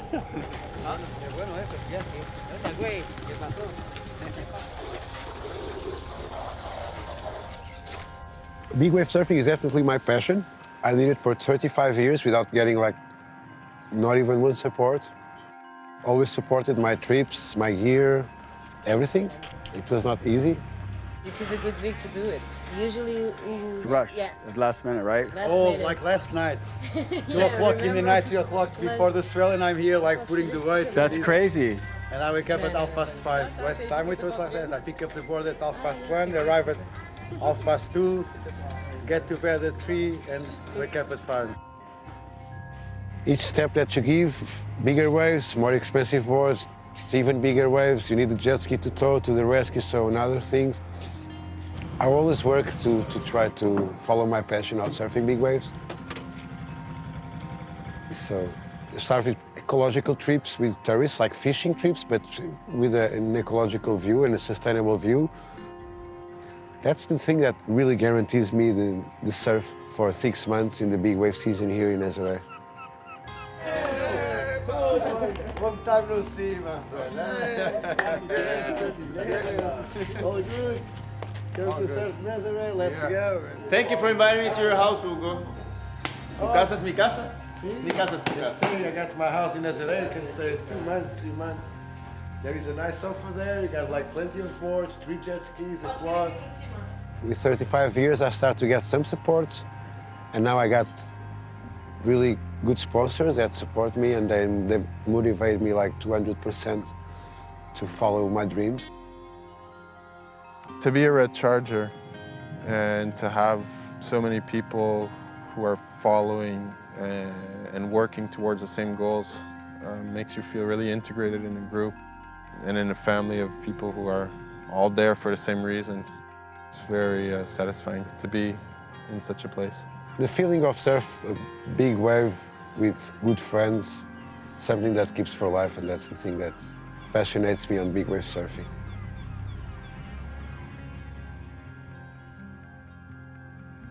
Andrew Cotton, Garrett, Kelly, they inspire me in the ocean like hell, because the guys, they charge and they support me, they push me and they motivate me and then help me in everything what.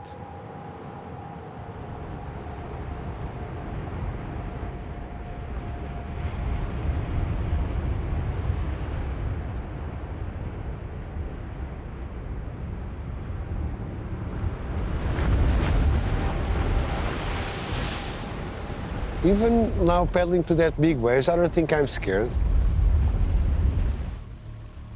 But I'm like a little bit calculating the risks and try to do the things like perfect. In the big waves or in the things that we do here in Nazaré, I fear more miss a rescue than to give a massive wipe-out in a wave. I'm more committed doing a rescue to a friend of mine than sometimes dropping a wave.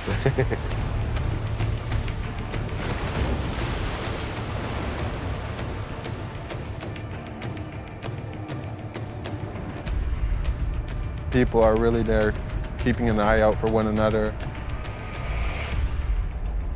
Because usually when you're surfing any other waves, you're out there with other people and you're having fun, but it is a singular sport.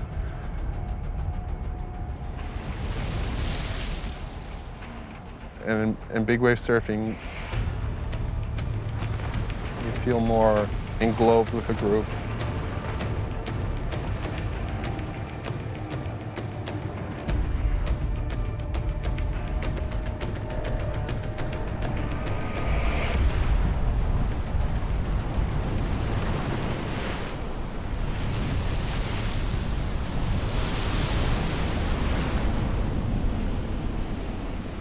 All the big wave surfers from all over the world that come to Nazaré, they arrive with an opinion about the place, and they leave thinking that they got not the right gear, the right flotation, the right line, the right surf. So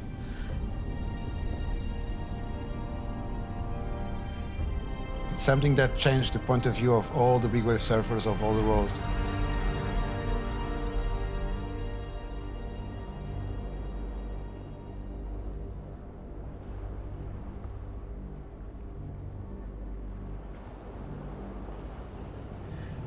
Relaxed in Nazaré. Yeah. I mean, more or less, of course. Relaxed until the big swell, you are relaxed. Exactly.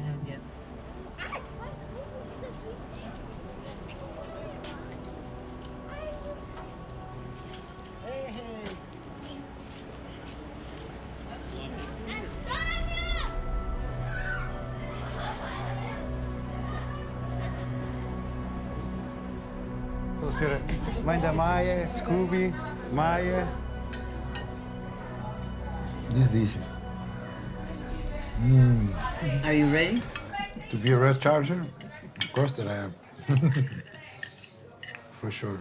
What we need is waves, and the waves will be bigger when the wind is stronger. If you got like 3 hours of surf, you're gonna catch huge waves. If I'm happy or if I'm starting to get anxious. Why worry? Why? I don't know. Why. It is what it is. Yeah. Small waves. She's got more fear to watch than me to surf.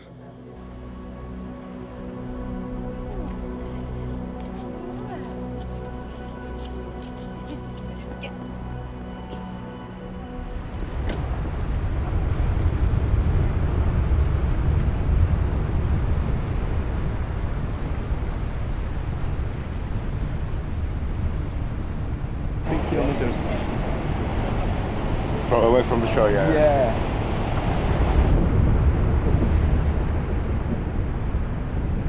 going to change a lot with the high tide? Yes, it's going to be bigger and more energy in the waves inside, and maybe some more like defined peaks. Not so here, there, like more in the middle and maybe in this corner.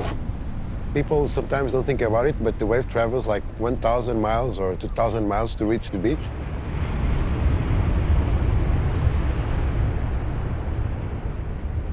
And when the wave breaks, you are like watching the last 20 seconds of the life of all of that wave. To be able to receive the energy of something that traveled for thousands of miles, and have the pleasure and the bless to feel and to absorb the energy, it gives me lots of pleasure to surf.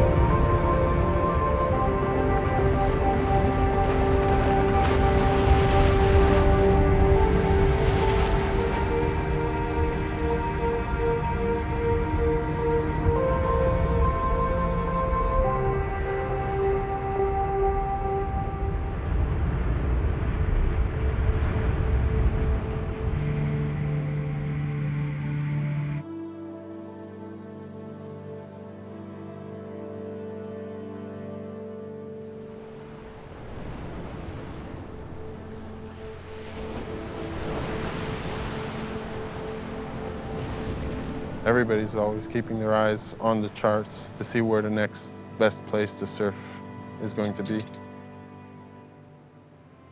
And we try to understand that the way that red colors, the way that they move, the speed, the shape of them.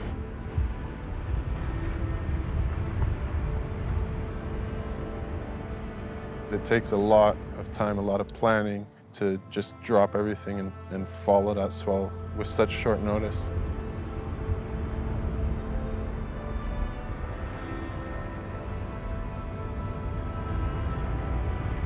To risk sometimes everything that you build in your life.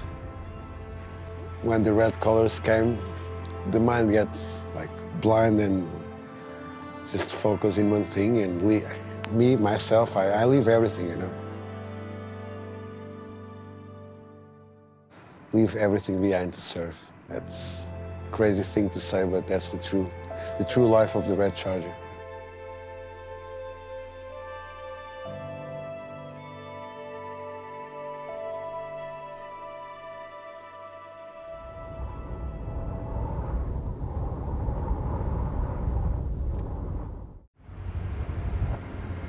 You know, all you've seen is footage and people talking about how crazy and scary and dangerous it is. I'm scared, yes, definitely.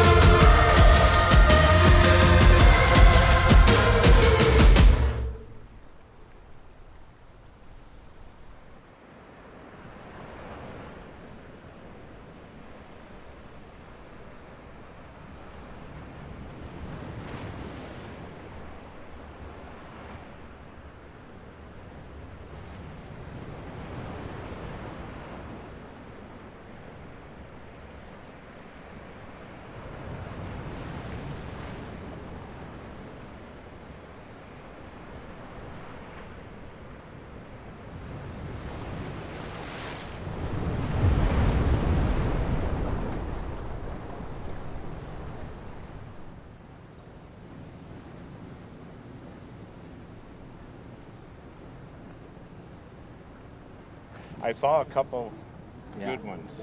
Yeah. And Thursday, and then again, and again, and again. Just stop it already. Non-stop. You've been out there, how long are you going to be here?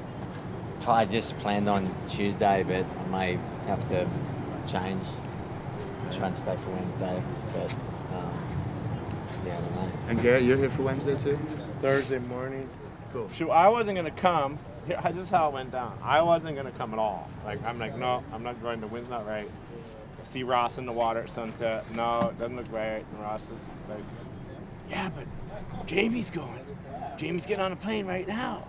And I'm like, what? I just talked to him. He's driving. He's not going anywhere. So then well, somebody just told me Jamie's getting on the plane right now. And so I run in, I called him. He's like, oh no, I'm at pipe watching it. I'm like, okay. So then Ross now is all fired up to go. So he organizes his ticket and he's going.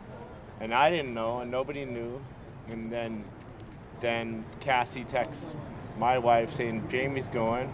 And I'm like, what? Jamie's going now? So I call him. Oh yeah, I'm gonna go. Ross is going. Blah blah blah. And then I'm like, okay guys, have fun. And I didn't care. I wasn't gonna go. And then my wife goes, you should probably go. And I went, really? And then all of a sudden she turned me on, and I'm going. And then she said, then after she tells me she should probably go, she already turned me on to go. And she's like, no, maybe. And then she didn't want me to go. And then Aaron Gold was going. Oh. You all right? And then this guy got me fired up to go, and then I was going because he's coming. It's going to be pumping tomorrow. Yeah, I know. It's going to be fine. Aaron Go had the shocker. Today. He was in Newark and he couldn't get on. He was on standby. So he got all the way to Newark, and then he was on my flight, and he was like second guy for standby, and then I jumped on and the flight was full and he just couldn't get on.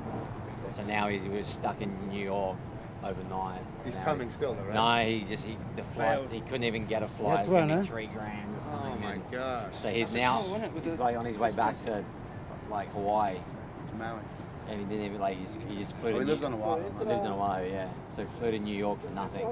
Well, you know, Nazaré's always been on my radar, you know, seeing what Garrett's done here and seeing the waves, and we've been trying to hook up a bunch of times to get here, and it just never worked out. I was speaking to Garrett this whole last 4 or 5 days. What's this swell doing? Are we going? What's happening? And but you know, at the end of the day, we jumped on a plane and here I am. I just wanted to come check it out and see it. That's the I attitude right there. didn't even care if I get a wave. I just wanted to come and like just see it. You know what I mean? When I came here 2 years ago for my first time, I came during Hercules and stayed with Sergio for a month, and then got to know the place and know that I wanted an apartment here and needed to be here because this place is, it's like Porto, Jaws, and Pipe, and all these wonderful waves mixed together. To see it, to feel it, to understand it, to get a sense of what's going on here.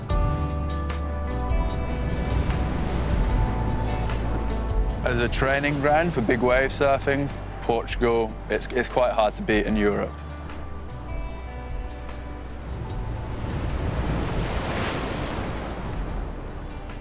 There's no place I would rather be, and there's nothing else I would rather be doing in my life than big wave surfing.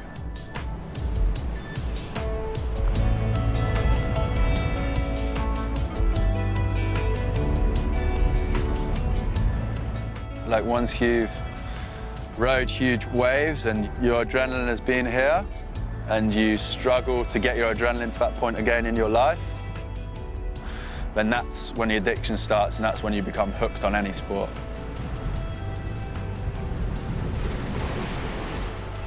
I started surfing big waves probably when I was like 16 on this local reef at home. It breaks like once a year maybe. It's not big by the standards of waves I'm surfing now, but back then it was like 2 or 3 times overhead. The same year when I was 16, I went to Hawaii and surfed sunset and got more of a taste for it. Probably like all the big wave surfers you speak to, just natural progression, you know, year after year, a little bit bigger, a little bit bigger.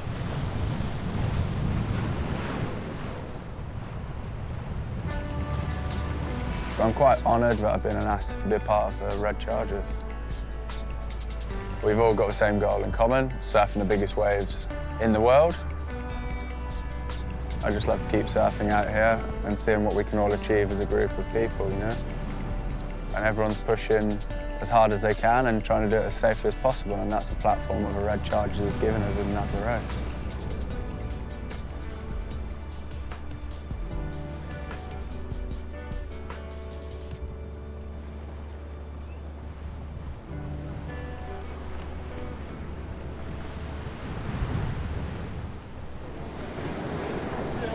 Well, the swell came from the south, southwest, west, or whatever, way down there, which means that it didn't really do the whole refract out of the canyon thing. The northwest hits the bending canyon, jumps like into the canyon out there, and then bends back around. And this just misses it completely, obviously. The west swell is so rare here that we don't really even know what it does, which is why Garrett flew all the way out here for this, just in case.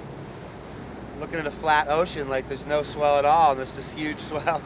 It's crazy, dude. The numbers don't mean anything when it's coming from the west here, which is what we're learning the hard way right now. It's junk. West gets blocked, but I saw the swell go past the Azores and come in here, so I was hoping it would, but it didn't. Well, you could have told me that before I left. I didn't even know. You didn't even tell me you were going. I didn't find out you were here until you were here. Yeah, you're like, are you going? And you're like, I'm here. Just landed. Now we know. It's a good learning experience. A good learning experience. Yeah, it cost me $5 grand, but that's okay. Garrett said he doesn't really have to be here every single swell. but the love for the ocean, number one, that's what's bringing him back. And then seeing all the other guys progress up and help the younger generation to take the sport to the next level. Wednesday, though, looks good. Maybe tomorrow. Tomorrow turns more northwest. Maybe it'll come in. Maybe it'll be 20 feet. Wednesday looks mental. Yeah, Wednesday looks mental right now. And after Christmas. Yeah. I've never seen anything outside. After Christmas, another one? Yeah. Oh, I didn't see that. Big wave surfing is like trial and error. You mess up and you break things and you go to wrong spots where you should have been somewhere else, and you just eventually work it out for yourself. That's where we've been surfing the last few days, like this bit. Oh, not the last few days, the day before yesterday. It was all rippy here and wasn't really hitting. And then them rights up there were so surfable. It's long. Dave's been getting like cruising for 10 seconds, then pulling in. Like really long rights. Wow. Ross Clark-Jones turn on that. Almost. Yeah, he's mind surfing it. Yeah. I'd be keen for some waves today, for sure.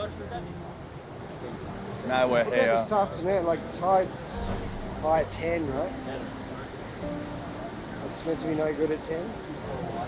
I think when it gets lower, though, it's a bit trickier to drive, I find, and it's like more outside, so... Oh, really? Well, you reckon it's better high? I'm getting paid to do something I love. Yeah, does it come with consequences and hard times and bad times? Yeah, it does. You know, like there's times away from your family, there's times where you spend thousands of dollars and you go and get no waves. The majority of the big wave surf community will drop everything in their lives to go and surf these huge swells because you have to. There's no date to this, there's no exact time, there's no country. You're on call 365 days of the year. As an example, it's about to be Christmas. Like, I'm dragging my girlfriend here. It's not the worst place to come, but I should be going at home, relaxing with my family. But is it all worth it to catch that perfect swell and those perfect waves? Like, hell yeah, it is. Everyone, you know, everyone's got their loved ones at home, but we're here because the ocean doesn't deliver every single day. So when the waves are on, if you're hungry for the waves and you're in good rhythm, then you've got to be here.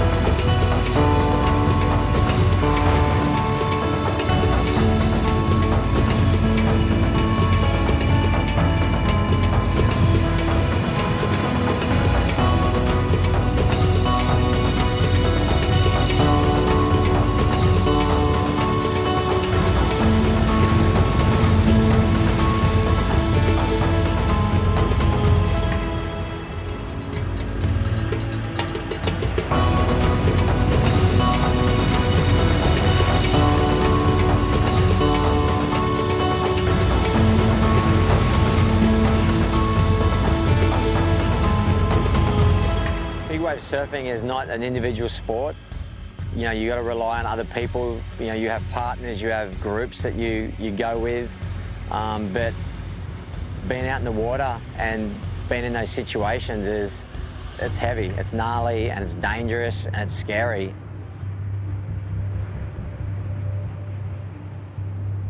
There are times where your friend or your best friend is going to die right in front of you. You know, but that's why, you know, we train and we're prepared and at our best for everyone to come back safe to their families. It's not really a place for fear. If I'm in a scary position in the ocean, then there's no point in being scared because I've chose to be in that moment in the first place.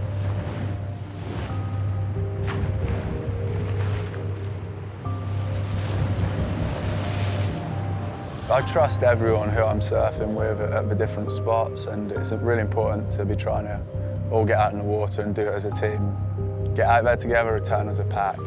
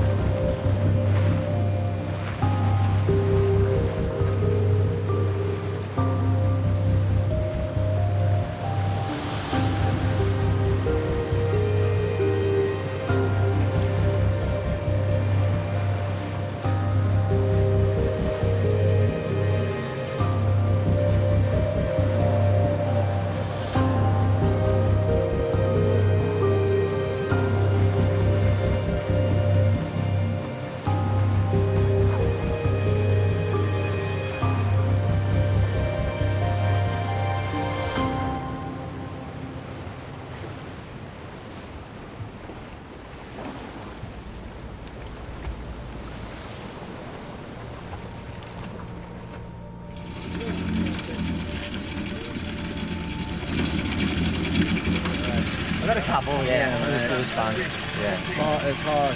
It's just big drops, wasn't it? Yeah. It's a challenging spot for sure. Yeah. No doubt. I'm sure it has better days.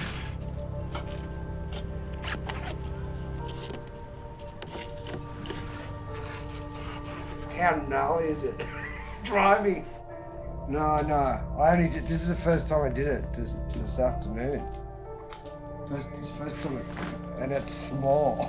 Oh my God, it was just so much white water and shit everywhere. Yeah, you definitely need to study this place. Radical. Actually got in a really bad spot.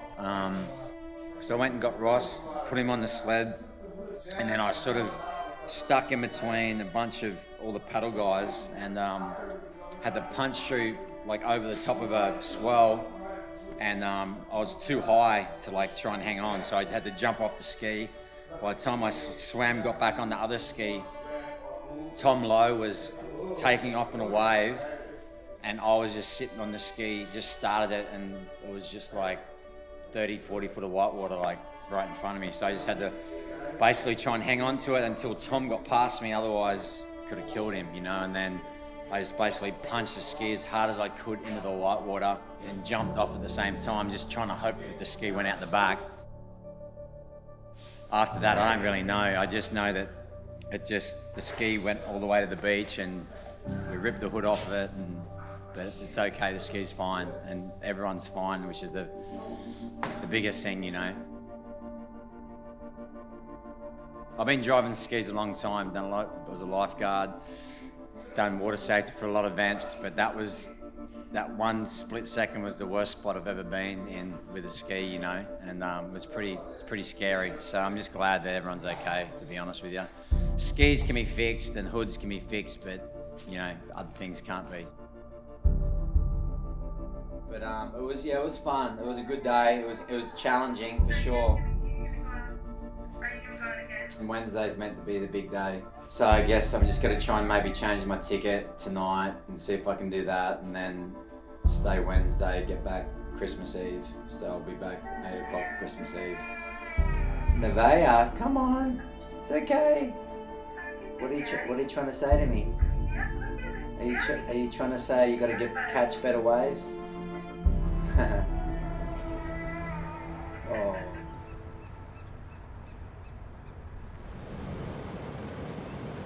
Come on, baby. This one. Is that one gonna do it?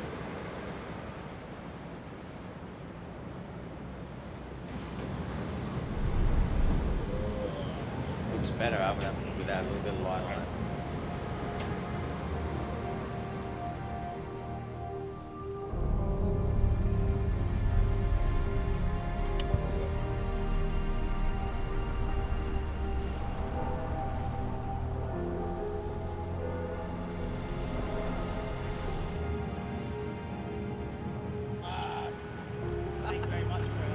Yeah, perfect. Yeah? I didn't even sleep. A half hour I slept last night. How's the point break up there? It's crazy because it breaks in slow motion. I'm sort of like liking the outside, like right maybe instead of this triple up death slab on the inside. With more water, I think we're gonna have some good waves in the second peak in the middle. Like massive waves. This one? The one that's, you see the right-handed that finished there? Yeah, This one. Yeah. This one. Yeah. Look at this one. That one. Everybody's like, I want this one, no that one, no that one. This one. You know, all you've seen is footage and people talking about how crazy and scary and dangerous it is. I'm scared, yes, definitely. You've done your preparation. If you're real with yourself, if you want to be there 100%, you're in too deep to have fear at that moment. You know, I think fear is a good emotion to have, as long as you don't let it get a hold of you and take you over. That's probably my greatest fear right now. Dying and leaving my partner and daughter without their father and husband, you know.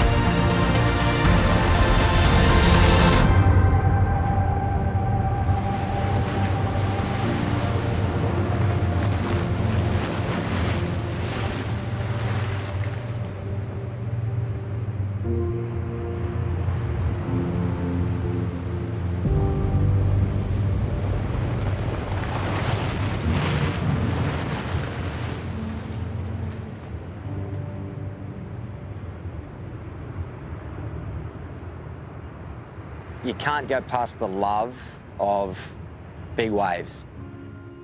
You can fake it, you can try and be a big wave surfer, But at the end of the day, when you're out there in 20-foot plus surf, 40, 50-foot faces, and the biggest wave of your life comes to you, and you swing and go, like that's purely because you love to do it. They don't do it for the cameras, for the money, for the fame. They do it because it's just in their blood, and you can really see that come true in certain guys. Being a red charger, where everyone in the red chargers will do anything to be in big waves. So we're all a group of individuals that will sacrifice pretty much anything, family, loved ones, friends, events what are going on in the community. But everyone's got their little thing what sparks them, so being in big waves is when they're probably happiest in their lives. So that's what everyone is kind of like searching for, happiness.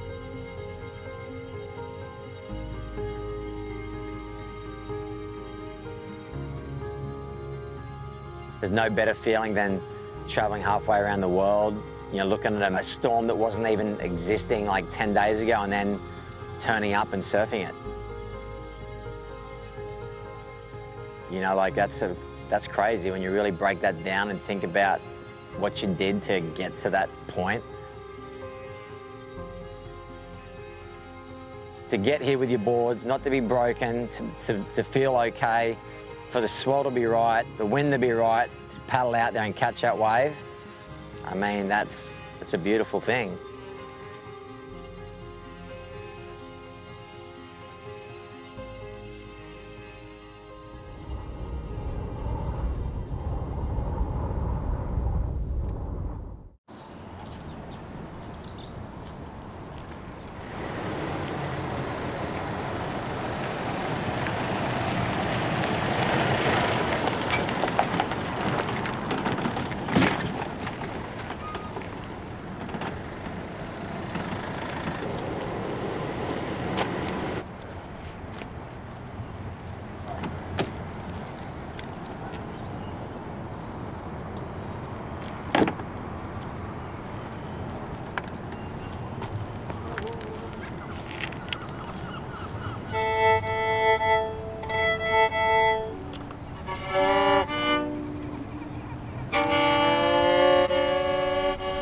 Big wave surfing, it's pretty much like playing an instrument.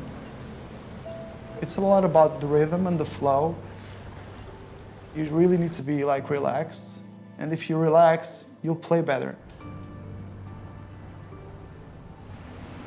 That helps me to find the balance, What I've learned is to wait for my time, wait for my turn, and take things a little with more calm. Since I was a kid, back in the village side, everybody was normally surfing the best waves, but I didn't like the crowd. I never liked the crowds. So I would always go surf alone to another wave nearby.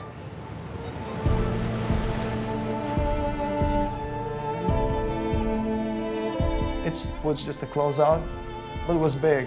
But I kind of starting enjoying going down big faces and just getting wiped out.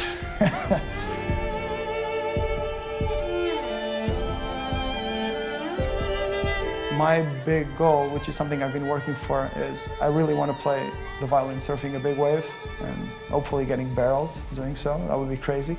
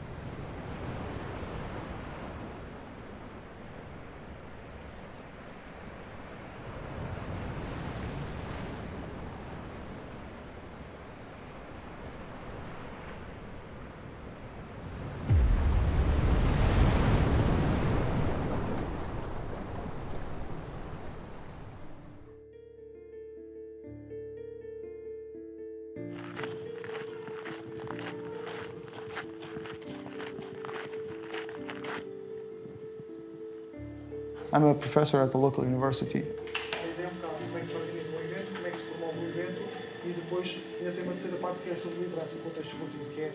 Having a job, playing music, surfing big waves, family, coping all of this, it's very challenging. I mean, I have to wake up early morning to do my training, whether it's surfing or running or swimming, and then work the full day, getting home, doing family things, on weekends playing the violin. So kind of like coping all of this, it's really challenging. My dream is to become a better person every day that goes by. And big wave surfing, it's a way to challenge myself.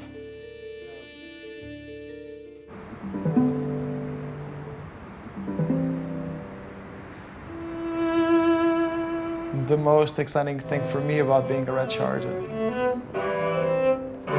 it's being amongst the best in the world and learning from them.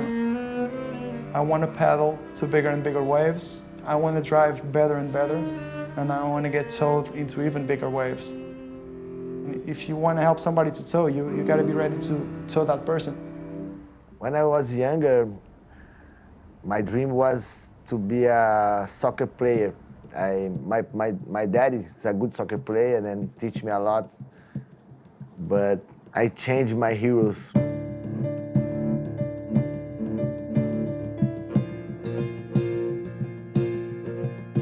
I start to see guys surfing Puerto Escondido without leash. The guys charging big waves. One time have no internet, no social medias to see, so I see many chargers doing what they love and nobody know who the guys, and they start to be my heroes. This was my beginning.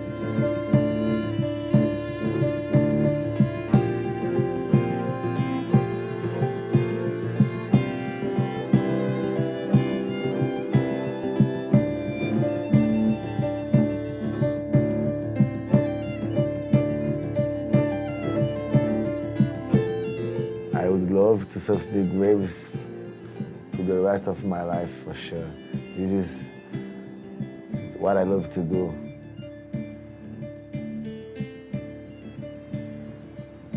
I come this season to Nazaré to surf my biggest waves. Everybody come here to surf your biggest waves.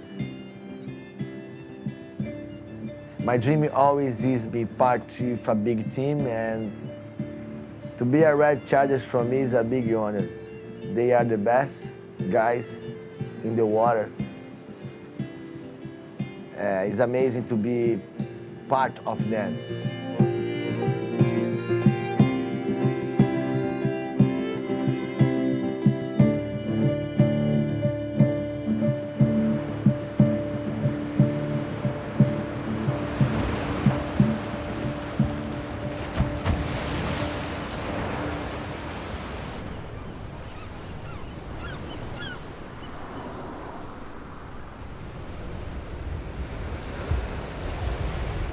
I surfed before with big waves, like a 60 foot, and always I feel like surviving the waves. Like a pain, surviving, jumping. It was crazy. I feel a long time someone should do a magic board.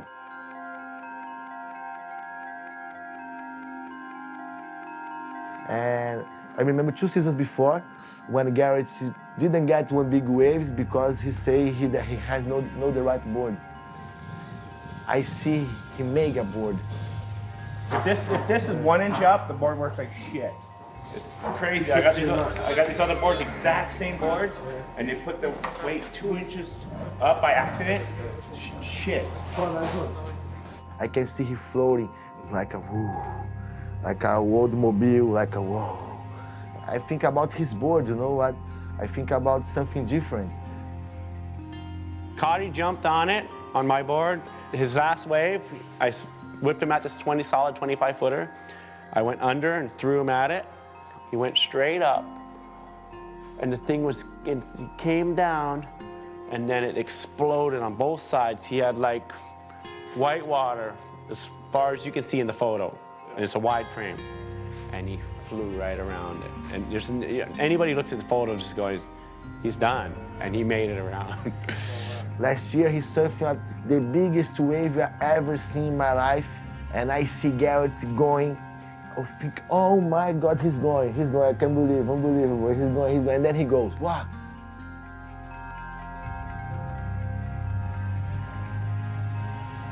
He ripping the wave, so he's inspiring me. He doing the extreme and performance together.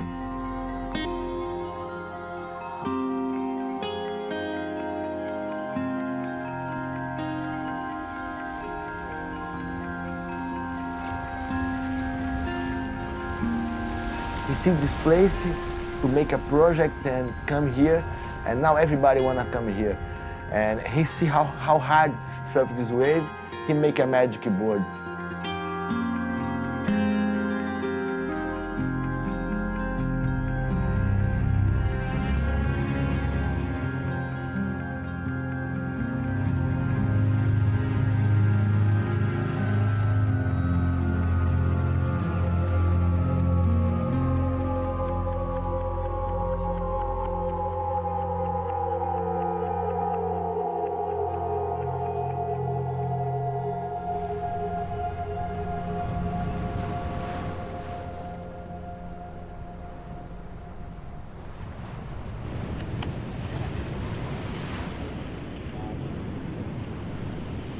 So there's little small details that you need to take care of.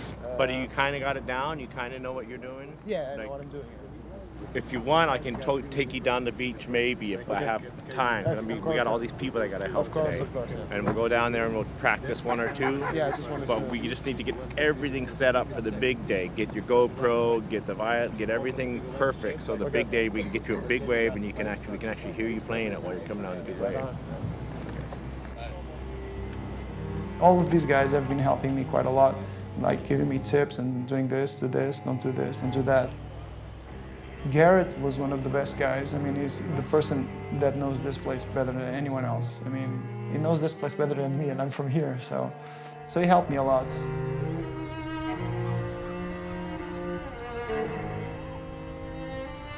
Swell's going to start coming in at 9:30, 10 o'clock. It's going to start building. It's going to go from 10 to 12 to 25.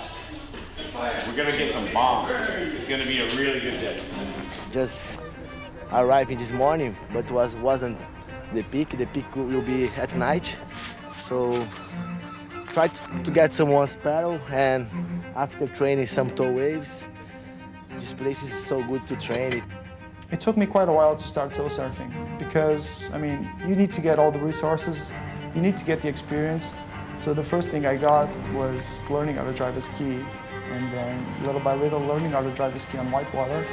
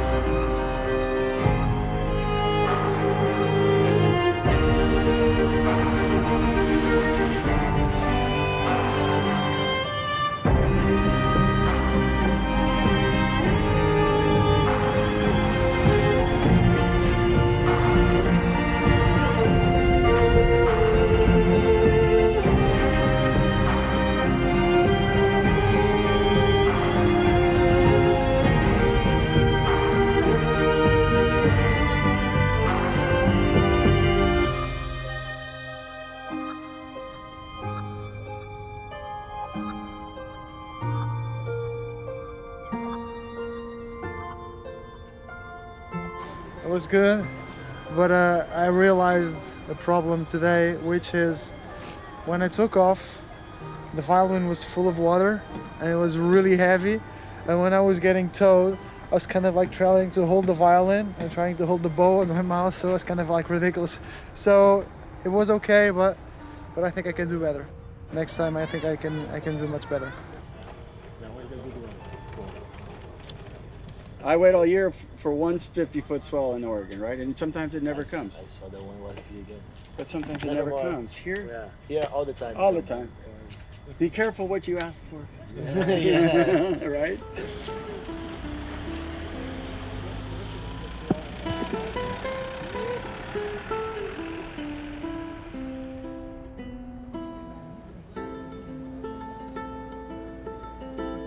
Welcome to Portugal, welcome to Leiria, and welcome to Leiria Castle.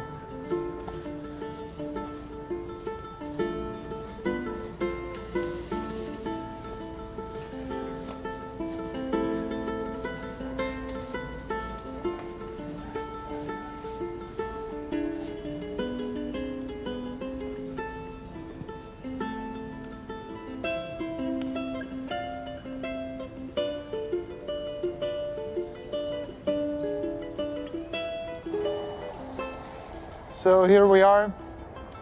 We're at the balcony of the Royal Chambers with a spectacular view of the city. We can see from here the river that crosses the city. And this is the biggest city nearby Nazaré. Leiria has a lot of historical sites, a lot of ancient churches that can be discovered, each one of them with its own history. And there's also the university where I teach.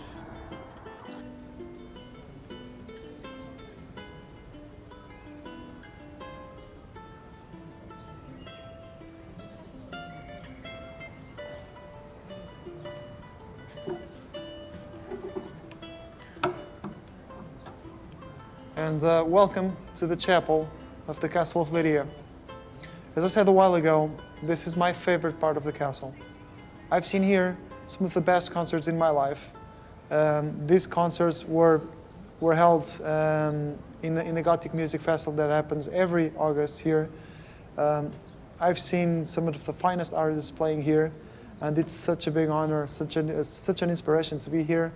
And who knows, I might get lucky to play one of these days here, because this place here is something.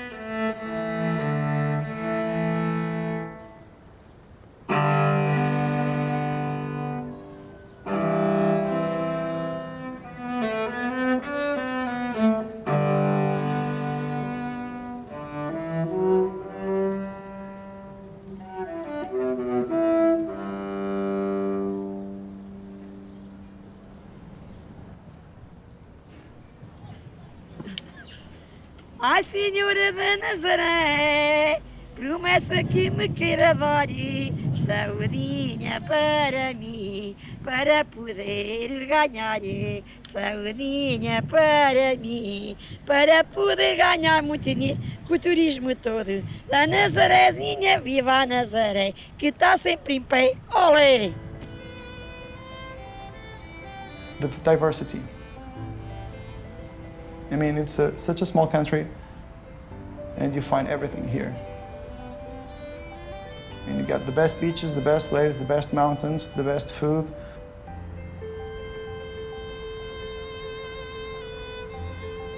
You find a lot of different things, and all together in such a small place, it's something that I don't find anywhere else in the world. I live where I want to live, which is Nazaré. You know, I traveled for several years. I lived in several countries and I worked there. But in the end, I decided to come back because I really like to be here. I mean, you got the waves, and I got my family. And this is where I find my personal balance.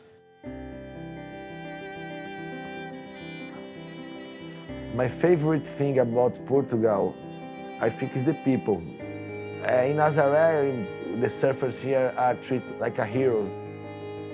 Before here was like a quiet place, a small village, and now you can see many tourists coming. Hey, this is the place. Where's the big waves? And they attract so many people. So the money now is here. So it's perfect for us to live this moment.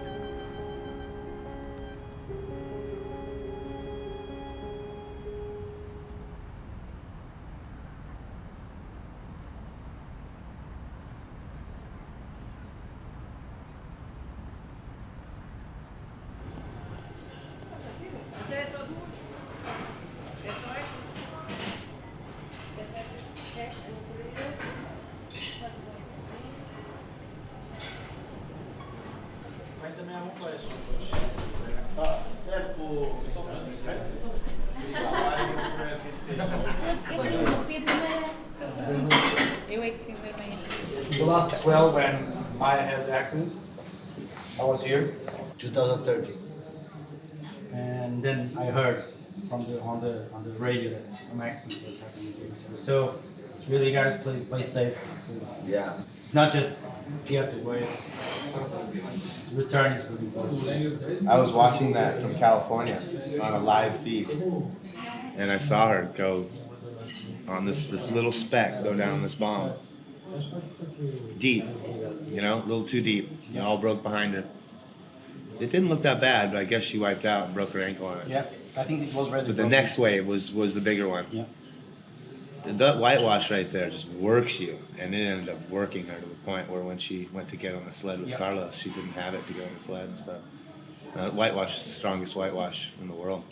It's crazy. On that time, I was in the second rescue. They said that in the radio, oh, my eyes is drawn, so, and then everybody stopped to surf, like a lot of respect. And when they say to us in the radio, Maya is good, Maya is okay, we come back to surf, but I felt the energies change, you know, cause it's weird waiting till they say if your friend is alive or not. So good partners. Yeah.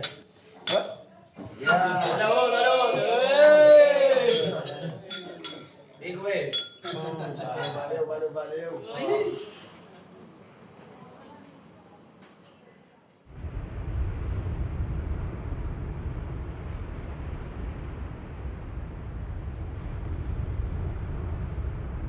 Another beautiful day in Nazaré, watching 40, 50-foot faces or more cave and spit.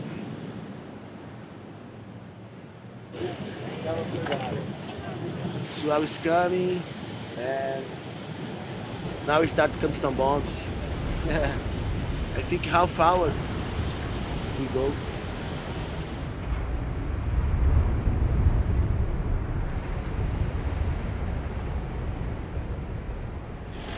I just want to get some waves, and if I can pull up the violin today, it'll be sick, man. I'll be happy with that.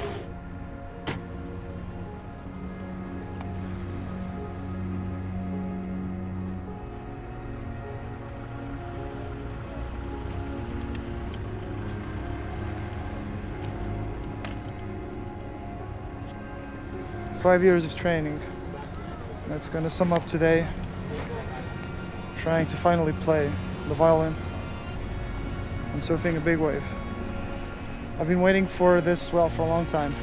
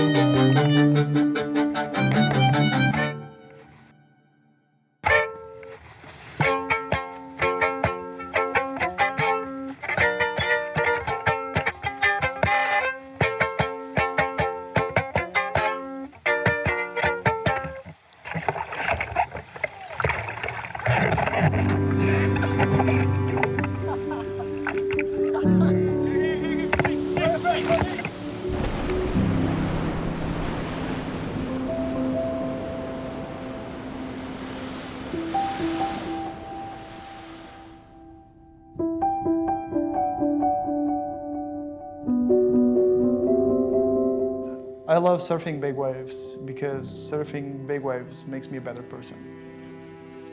What I've learned is to wait for my time, wait for my turn, and take things a little with more calm.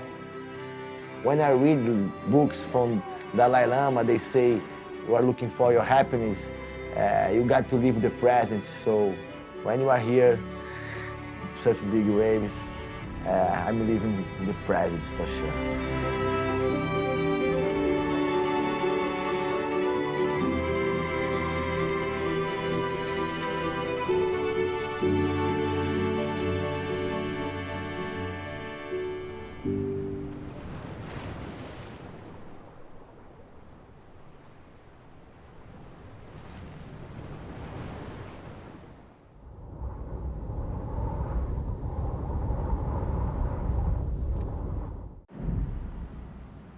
The most difficult thing about following a dream or your passion is that you will constantly get told that you can't do it.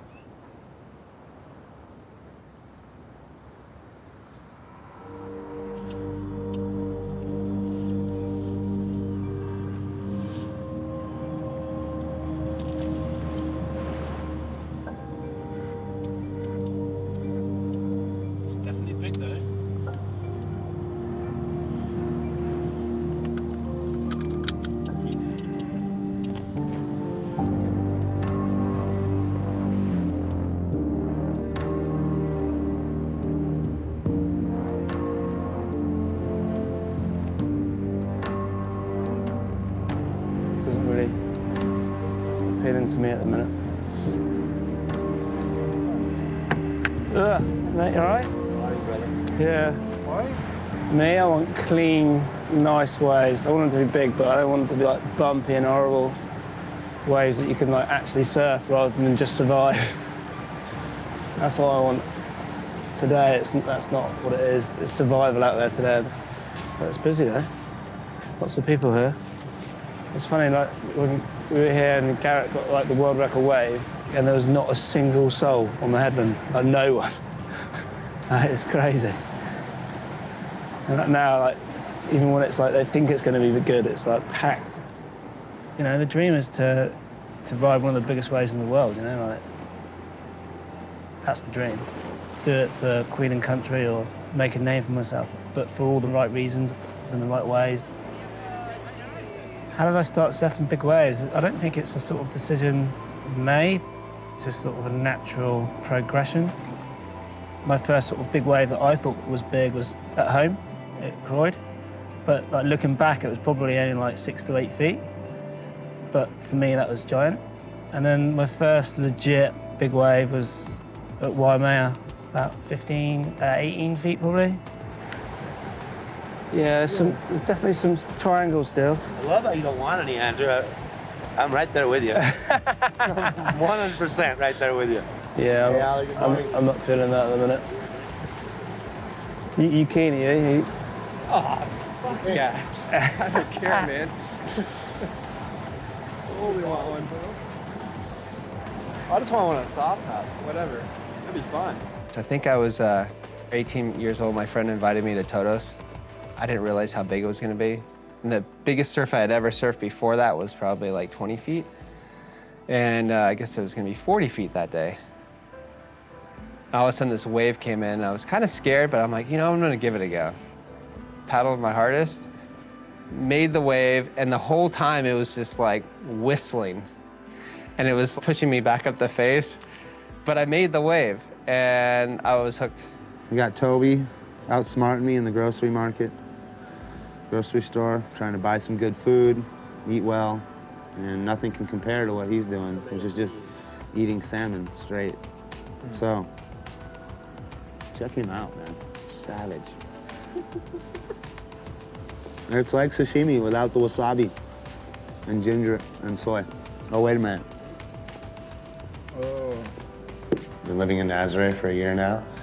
Living in Maui was way better than going there for 3 months. You know, to live by Jaws for the whole season paid off huge for me. I really enjoyed that. So I knew that I wanted to move to Nazaré when I came to Nazaré. Obidos is up here. We're about to round the corner and go into this city, which is all inside of a fort. A city enclosed in a fort. It's pretty cool. Only in Portugal. You know, people are here for a little bit, then they go. Then they come here for a little bit, then they go. Whereas I'm gonna stick here. Because I see the potential here, and I'm gonna stick around for that.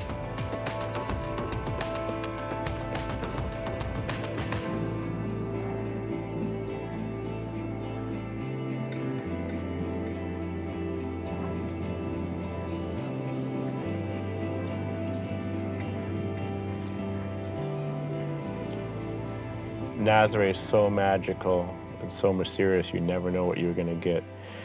2011, on the 11th at 11, that wave came. I had told everybody all day, and I didn't really want to surf. It was not that good, and then all of a sudden, everybody started leaving, and it started getting good. Cody towing me at it, and he thought I was under him, and right when he was about to kick out, I yelled, "Hey!" And he looks, and then he turns down and throws me. I got to the bottom, and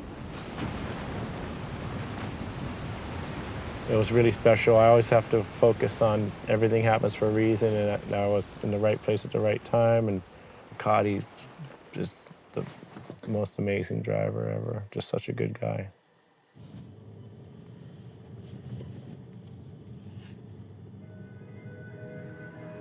Morning. Top of the morning to ya.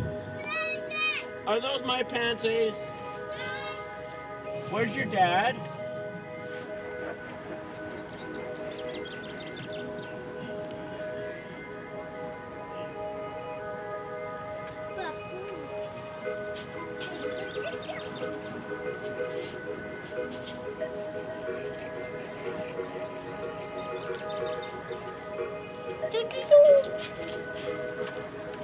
Funny cameras. Yeah.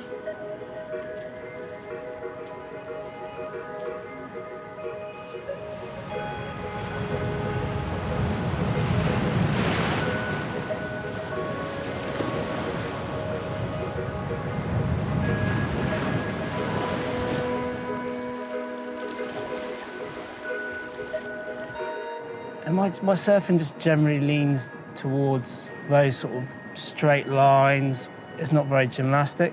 As much as I want it to be, it's not. So it just sort of naturally lent towards, you know, that sort of surfing.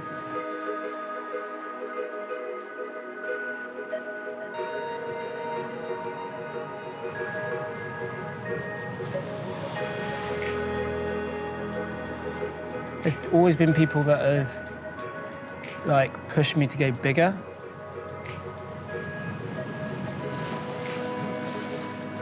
And it's always been the people that I've spent time with and surfed with.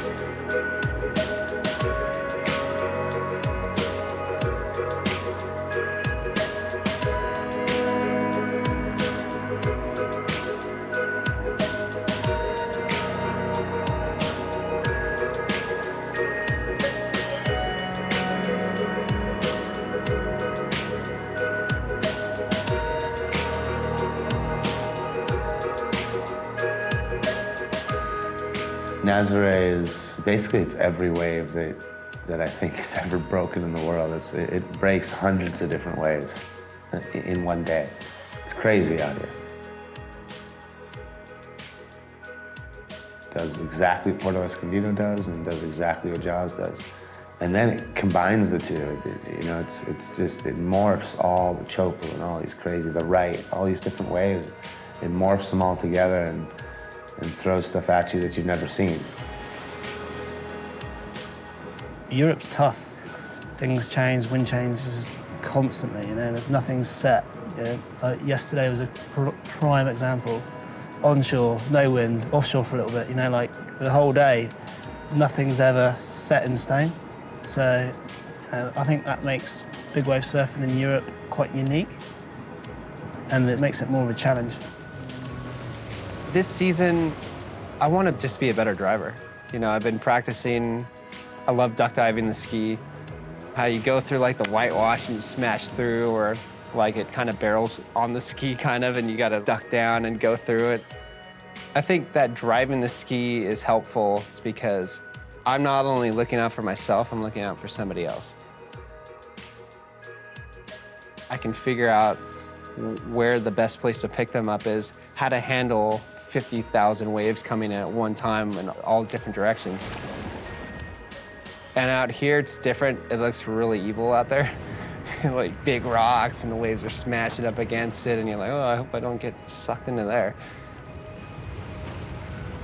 And also like seeing waves come in and going, hey, this is a good one for my partner, but realizing there's somebody in the back of the ski that's trusting me to put them in the right place. Your wave knowledge has to be exponentially higher than it was when you paddle surfed. I find it fascinating, I love it. And if I get a big wave, sweet, I'd be so happy for that, but I'm just gonna keep on at it. Eventually I'm gonna get a big wave and I'll be a great driver.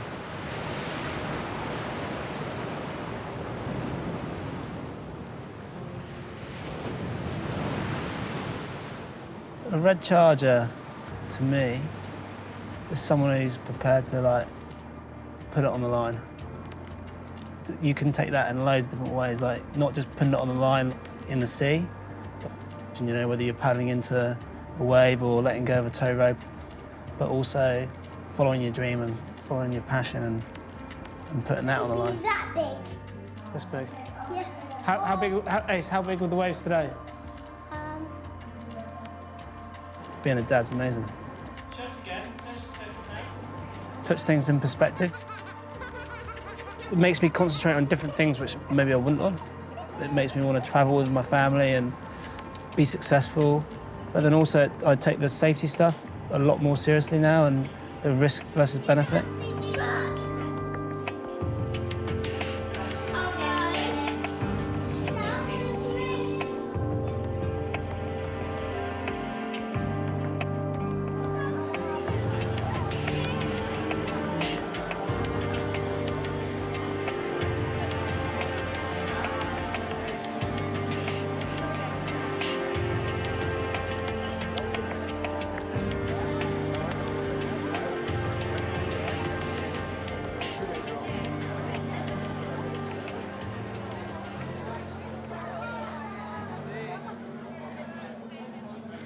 Big wave surfing is obviously my passion.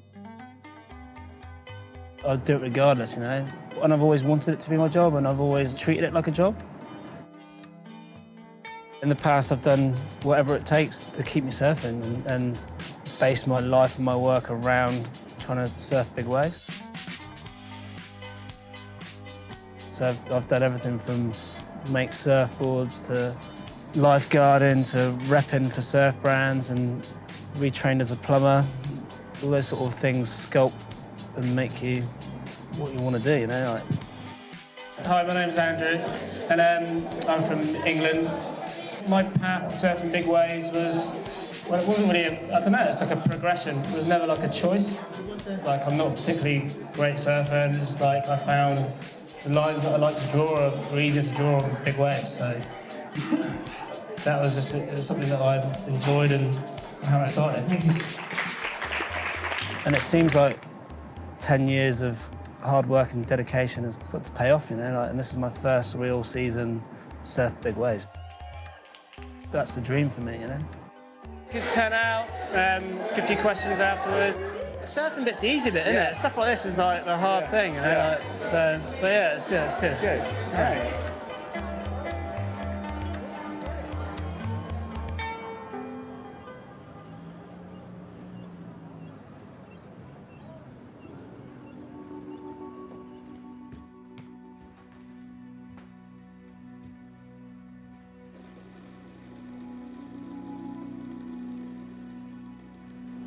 The most difficult thing for me about following my dreams and passion has been choosing which dream, passion I'm going to go after. For instance, with photography school and mountain bike racing, I had to choose, was I going to seriously go into photography, or was I going to go after this mountain biking thing? Because doing both, it became evident that doing both at the level that I wanted to do them wasn't going to be possible. So I gave up my dreams in photography for my dreams as an athlete. Yet giving it up was tough. And right now I'm giving up time with my kids to be out here in Nazaré. It's tough, man. What you forfeit to pursue your dreams is always going to linger with you. Yet, as long as you're truly pursuing your dreams, it works out.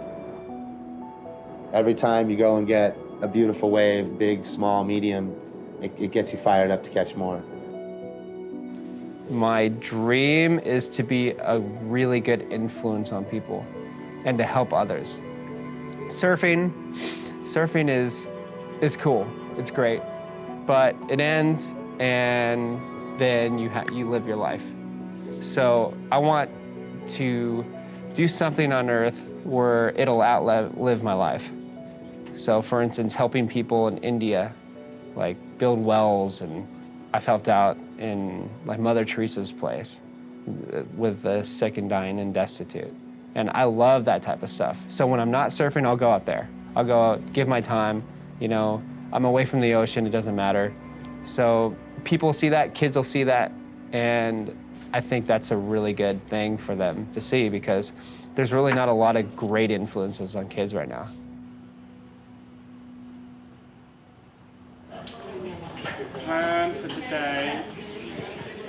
waves are small, but they look super fun. But we've got to try and sort the skis out for the swell event.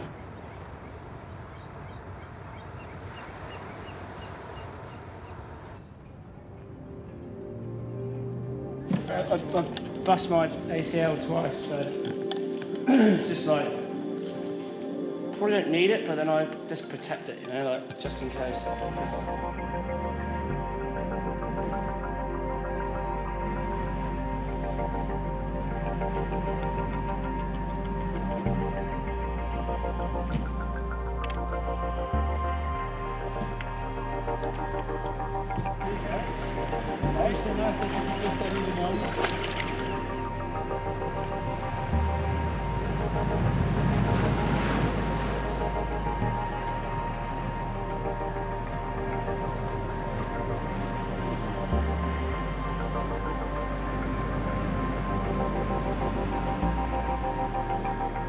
For me, it's not about catching 50 average waves, or like, I'm after like the one wave of the session. Like, I don't need 50 waves. Like, I just want one, but it's got to be a good one.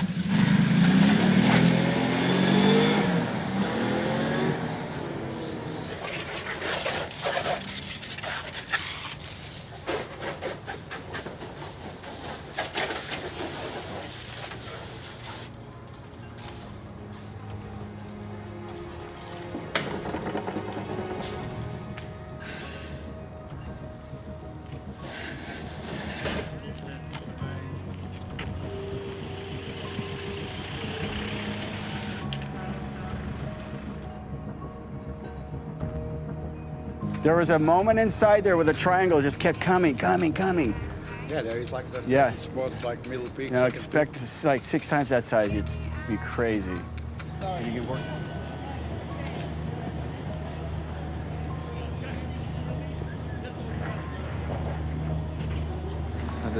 Where are we? Upstairs.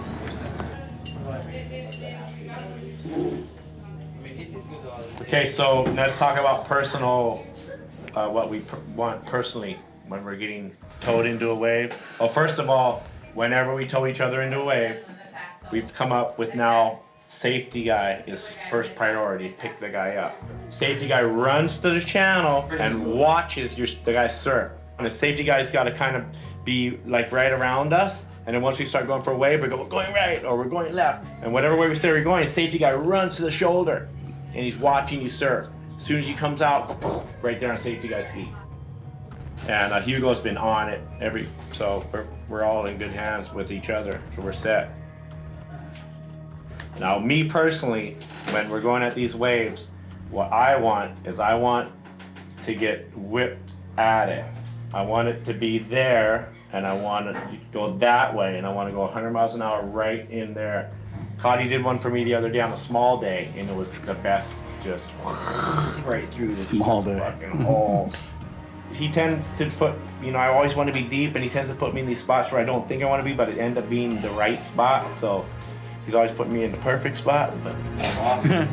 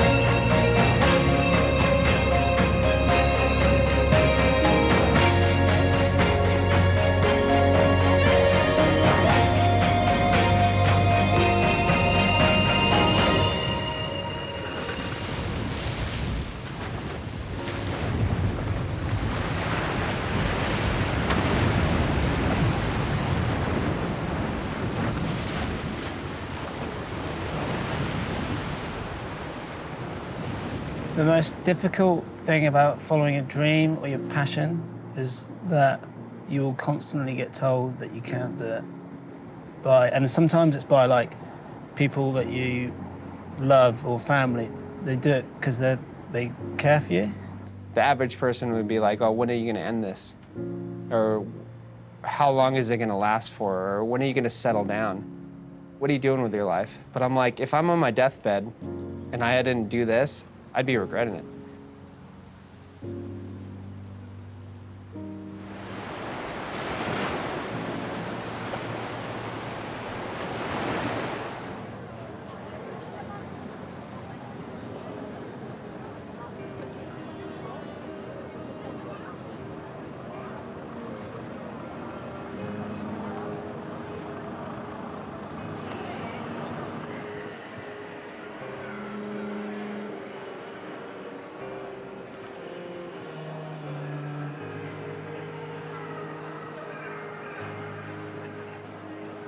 Being a red charger, to me, is just about pushing our own limits. And I think Nazaré really encapsulated that team effort.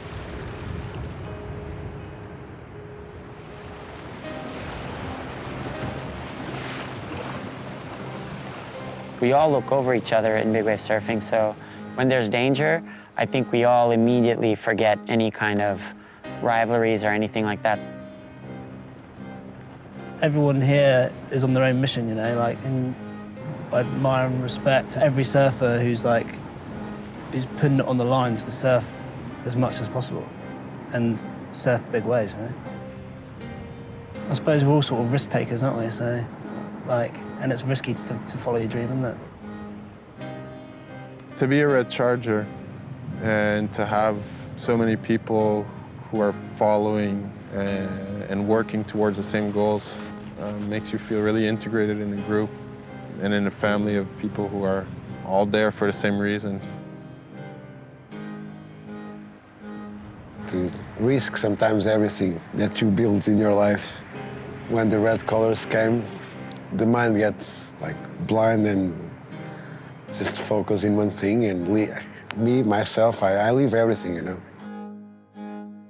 Leave everything behind to surf. That's a crazy thing to say, but that's the true life of the red charger.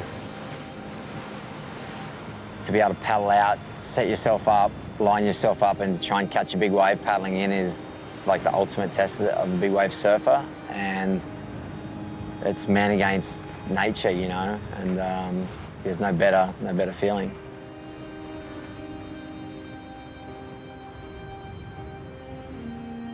Surfing pushes me, surfing makes me feel comfortable, surfing makes me happy.